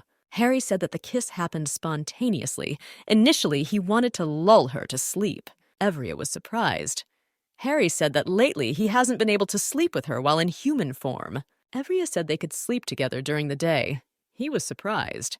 Evria said she could afford to do this with her dog, although Harry was thinking a little differently, but he liked it that way. Evria with tenderness and speed. Evria said that she planned to just sleep next to him tonight, so she didn't want to say anything more. Harry turned to her and asked if the day might come when she would want to do more than just sleep next to him. Evria said that perhaps such a day would come. To celebrate, he hugged her tightly. Evria said she couldn't breathe. He kissed her tenderly and wished her a good night's sleep. Evria received a request for help from the royal family. Barons said that they wanted the girl to help them eliminate and pacify the trolls in the western border forest. The girl looked and said that the forest was still far away in the wild. It has borders, and from the very beginning this fief was not under the jurisdiction of the royal family, so she did not understand why they turned to other fiefs for help. The Baron said that this was an unprecedented case, since the message reached all the Violas who had soldiers at their disposal. This meant that at the moment the situation was much more serious than in previous years. Evria said that she wouldn't want her knights risked their lives solving the problems of foreign territories, but she could not go against the will of the royal family. The girl told the defense that they should limit themselves to minimal help. The Baron understood everything and said that you would carry out the order. Evria, I didn't understand what was happening at all, since at first they were battered by the flood, and now the trolls. She entered a room that was shrouded in a gentle veil and thought that maybe these were some kind of natural disasters, similar to those that were happening all over the earth. She froze furiously because it was cold and windy, and asked what kind of snowstorm this was. Leidnai asked her if she had sent him to evaluate their reports. The young lady did not know what to do with such an atmosphere that was in the air after that incident. They behaved like a cat and a dog. Evria said that she carefully read their reports and said that they should unite and think about solving the problem locally instead of working separately. She believed that in the current situation, it did not matter that they did not get along with each other. The girl said that this problem affects the lives of other people. The young princes froze and did not say a single word. They just looked at each other. Everia. She said that they both have the same goal. They must not allow the river to flood, so joint cooperation is an extremely effective solution to the problem that has arisen. The girl said that although the right of inheritance is at stake, she cannot evaluate only individual work.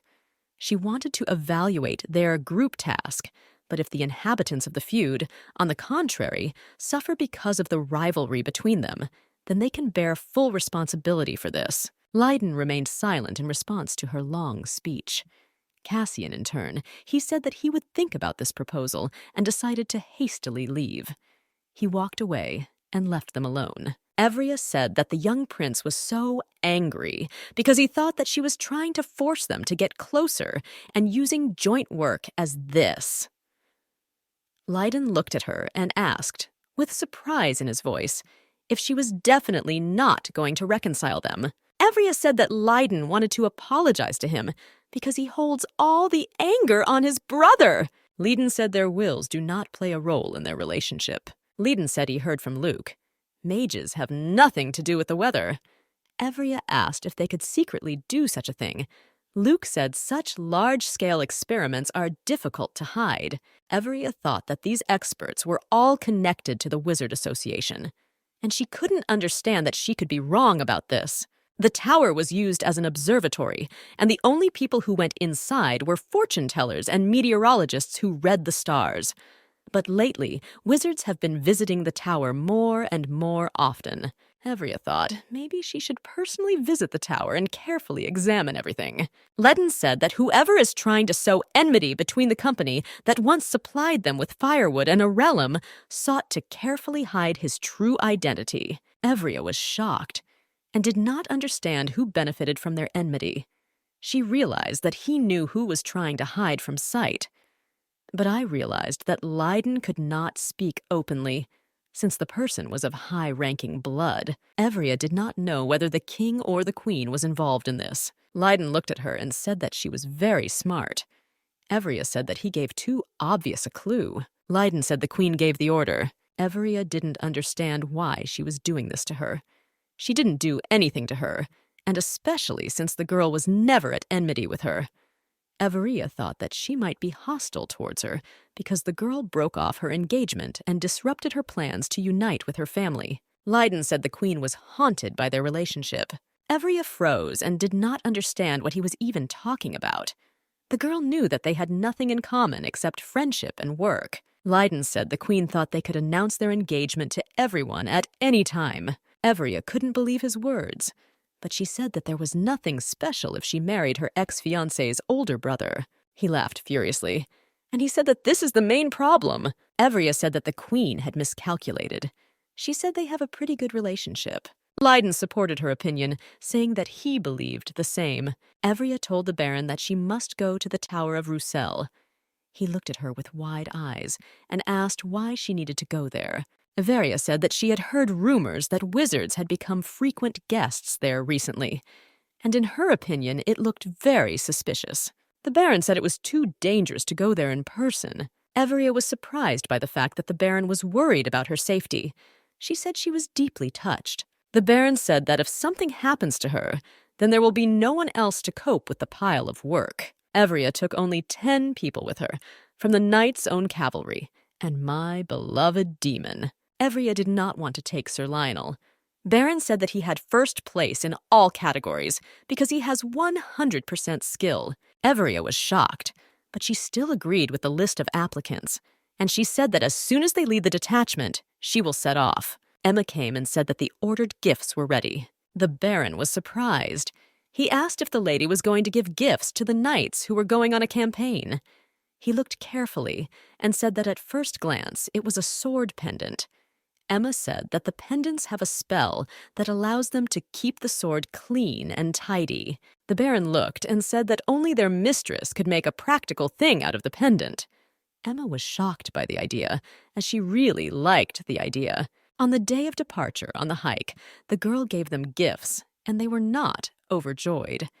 Everia could not even imagine that there would be such a reaction. The more the lady spoke, the more excited the knights became their wives, and even at some point there was a slight commotion. Everia saw them off. As they flew away, they shouted that they would do a great deed and give all the laurels to their mistress. Everia said with a smile that she did not need any laurels. Everia said with relief that they could now prepare for their trip. Harry was heartbroken. He shouted after him that the girl couldn't just leave, and it was no wonder why he was so sad. Everia asked what happened to him. He extended his hands to her and asked why she did not give him a gift. Everia approached him and tenderly said that she had prepared the pendants since they were going on a hike. Harry said he wanted her to give him something too. After all, he himself is a distant part of his soul. Everia apologized to him and said that she had nothing to give him. She asked the demon whether such a trinket had any significance. He said it meant something to the knights. Everia said that he does not matter to her, since he is the only one who can hold her hand and sleep in the same bed. Everia kissed him, thereby making it clear that he was very important to her in the whole world. She asked if he felt left out after everything. Harry said he was happy with everything. Everia thought that, after all, it would be better if she prepared some kind of gift for him. Everia asked when his birthday was. Everia said he gave her a birthday present, so she wants to do the same. He said it was his birthday tomorrow. Everia was shocked, and she asked again several times. He admitted that his birthday is on the first day of winter. Everia was happy and thought that she still had a lot of time to prepare a good gift. They arrived at the wizard's tower on a wyvern. Everia admired the tower.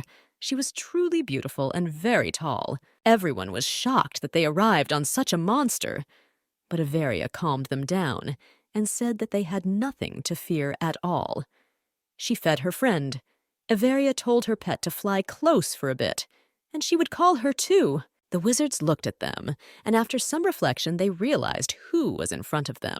Everia looked at all the steps that led to the very top, and was afraid that she had such a long way to go. He took her in his arms.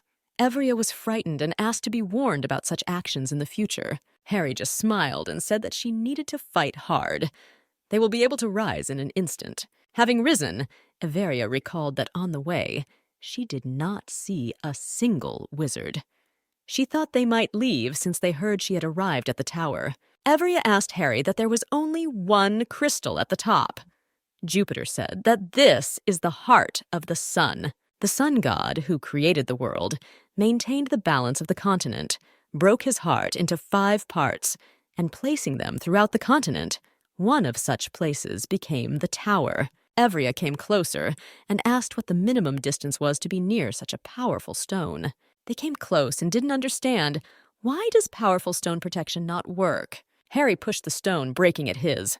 The girl screamed furiously that he had gone crazy. She asked why he broke the stone, and she did not understand not to redo it. But Har, even in a calm voice, said that it was only a fake copy of the stone.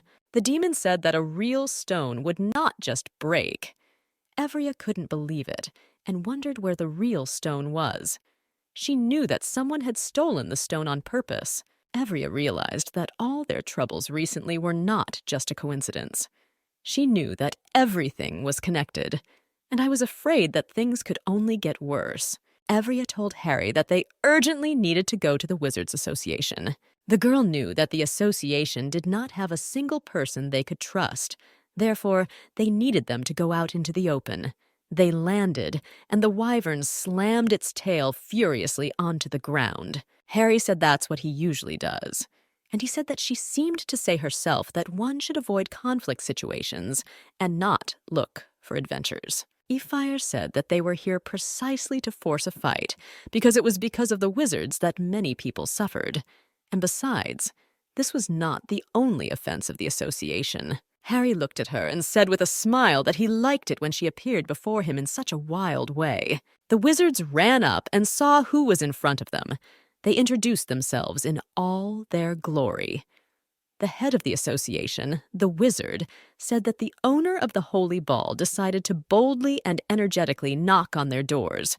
However, if she had calmly entered through the main gate, they would have greeted them with triumph. Evria said that she had bad memories of being in the wizard's territory, and so she thought it would be better this way. Everia said that she recently visited the Roussel Tower, and there she saw a magnificent painting.